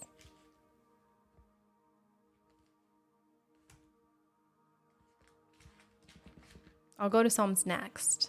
Okay. I'll finish this and then I'll go to Psalms 139. Right, I think that's what you said. So we're in Proverbs 16, verse 9. It says, "A man's heart plans his way, but the Lord directs his steps." Okay. Solomon in this period of time is telling us that God is establishing a covenant. We know that a covenant is not a soft word. He's not doing it as comfort for us. He's stating it as a fact. Solomon wrote down, I think, that to remind us, right, of who God is. So when Laban planned his terms, like he had this plan in his mind, he sat down and he worked out, okay, I'm going to restructure it this way. I'm going to change the agreements every single time Jacob gets close.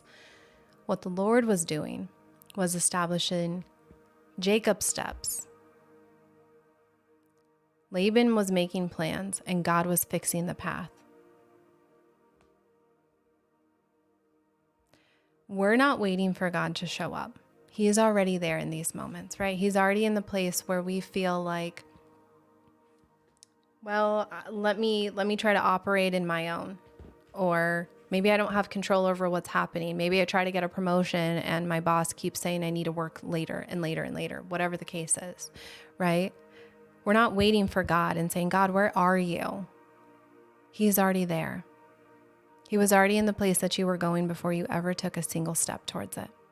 He was already in the conversations before we got the call. He was already moving in the person before they ever found your page on social media. He was in your business before you ever built it, before you posted any sort of content, before you even had your children, before you got married, before you prayed your first prayer over all of those things, right? He was already there. We did not start this. God did. And what God starts, he finishes. So I am speaking in this moment to all of you who have been faithful for a really long time and you feel like you don't have anything to show up. God sees every single morning that we show up anyway, even when we don't feel like it. He shows up in every prayer that we've prayed over something that hasn't moved yet. All of those prayers that you guys put in there, God is already in it. He sees every single thing, every client we serve, every time we're running on empty, every morning that you open up this Bible study.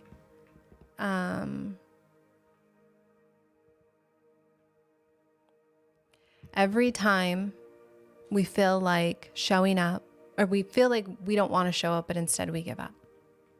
Okay? None of that is invisible to God. None of it is wasted. Not one day of it. So I need you to hear that. Okay. So in Psalms, we'll read Psalms 139, Gilman. Give me 1 second.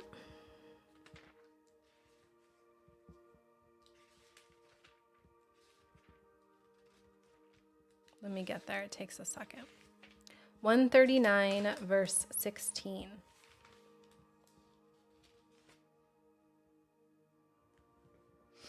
God's perfect knowledge of men, right? That's what this verse is.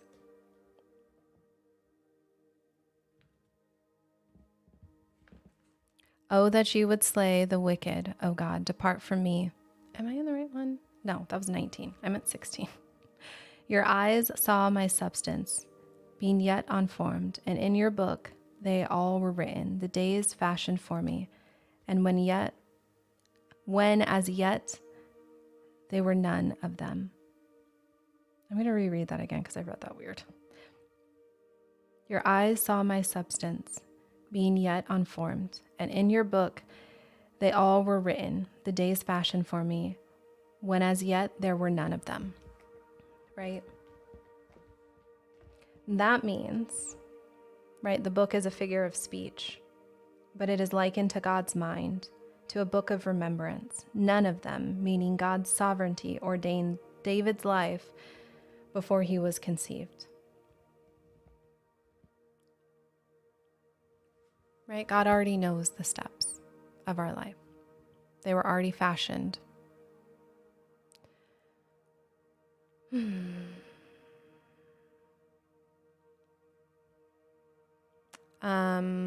That is... Sorry, I'm just reading some of your comments. Anyway, that is in Psalms 139, verse 16. Okay? That is where we're at. God has already seen what was coming. He's already gone before you in all of it. That means that he is already working in the thing that you're praying over in this live. Okay? And I want you to stop that loop in your mind that keeps telling you that it is just not for me. That you have to operate in your own to make it happen. That you are dependent on yourself. And if it doesn't happen, then it's never going to happen. Like if you don't do it, then it's never going to happen. Okay? That's not how it shows that God will make a way, right? He doesn't want you operating on your own. You show up faithful and God moves the territory. That is the covenant. That is who he is. And what he has designed for you cannot be withheld. Okay? So I want to see one more time before we close out the chat what I'm praying over you for as we close this out this morning. What have you been praying for, that breakthrough that you're going to walk away today, not trying to operate in your own, not trying to push the timeline, and just stay faithful for? Because we're going to pray, and I want to make sure that nobody leaves without this, right? If you've been watching these lives, and the thing that you've watched this entire life, and the thing that you've wrestled with is whether or not God can actually hear you over all of the noise running through your mind, I encourage you to go to this little square at the bottom of your screen and fill that out, because next week we're going to have 3 days. They're just a part of this live. They're going to be at the end of the live on Wednesday, Thursday, and Friday. And I'm going to do that every week. But I want you to fill out that form and tell me, do you want to be a part of that? Do you want to be a part of those 3 days where we silence the noise and we hear God through it and we break those patterns of interruption? I'll send you details on what that specifically is. What those 3 days are going to look like. But it's 3 days after this live. The lives will be a little bit shorter. They won't be 2 hours. And then the thing. We're going to do it after. So you can show up later if you want to the live and watch the replay on your own time, whatever that looks like. Anyway, we're doing 3 days. We're going to do them every single week. You only need to do it once. But I'm having them available every Wednesday, Thursday, and Friday, because it's 3 days of us silencing the distraction, silencing the comparison, and building something that involves neuroplasticity. It's something that allows you the opportunity to reorient your mind on the Father and understand what the enemy is trying to do in these situations when he's trying to pull you out of your assignment and your faithfulness to the Lord. and I call them interference patterns. So I have that. Give me 1 second, you guys. I let him go on a little. That was all. Anyway, that is 3 days of that. And we're going to be starting next week. And I encourage you guys to use the little yellow box at the bottom of the screen to fill that out and tell me, do you want the 3-day challenge? Right? It is a trap. Yes, we're going to reorient our minds. I call them interference patterns that the enemy tries to put in. They're just noise. We're hearing God through the noise. That's what it's called. But essentially, it's 3 days. It's just us doing this on the live. And it is a time for us to go through these interference patterns. We're going to retrain it. We're going to put on our armor, is how I like to think of it. And so if you guys sign up for that, you can put challenge in there after you fill out the form. Or I have a guide. It's not a guide. I don't know what else to call it. It's just 40 questions for you to get quiet. Questions to ask yourself when you're facing a tough decision, to reorient your mind. Both of these are to set your sights on the Lord. So whichever one you want, or if you want both, they're free to you. This is my gift to you. But I just want to know who's with me. If you guys are with me in the challenge, I need you to sign up, just because there is additional stuff that I give you that prepares you for these lives. It tells you the exact time. It gives you examples. It helps you to shut out these interference patterns. And there's replays just in case. So I send them to you guys every single day. That is what those are. You can use the little orange square at the bottom. Okay. I want to see who's going to be with us next Wednesday at the end of the live. I want to see who's going to be with us. So I'm going to go ahead and pray.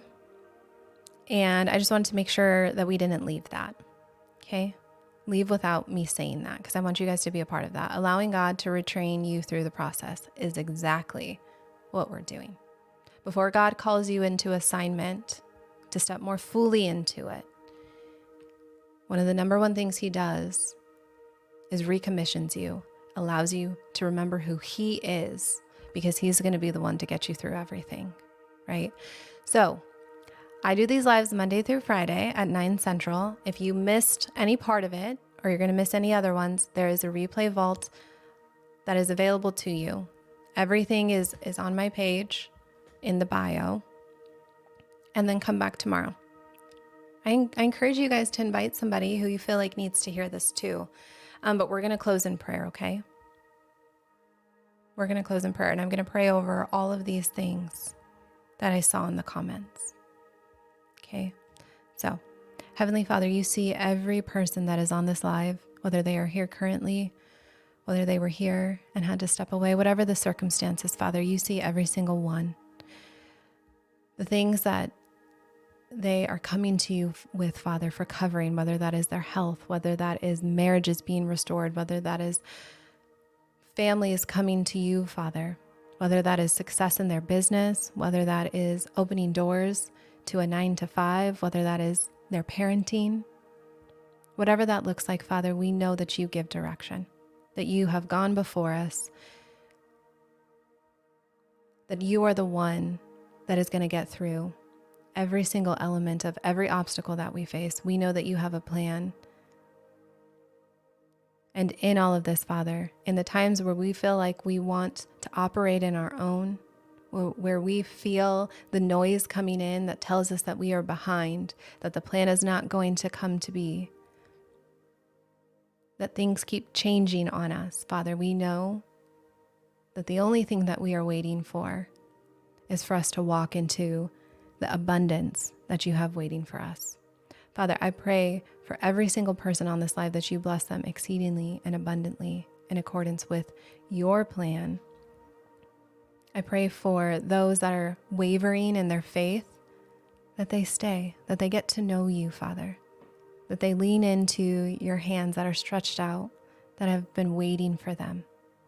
Father, in the moments where we feel hurried and rushed and want to want to run through our day, Father, I pray that we stay settled in your word and that it comforts us in these times.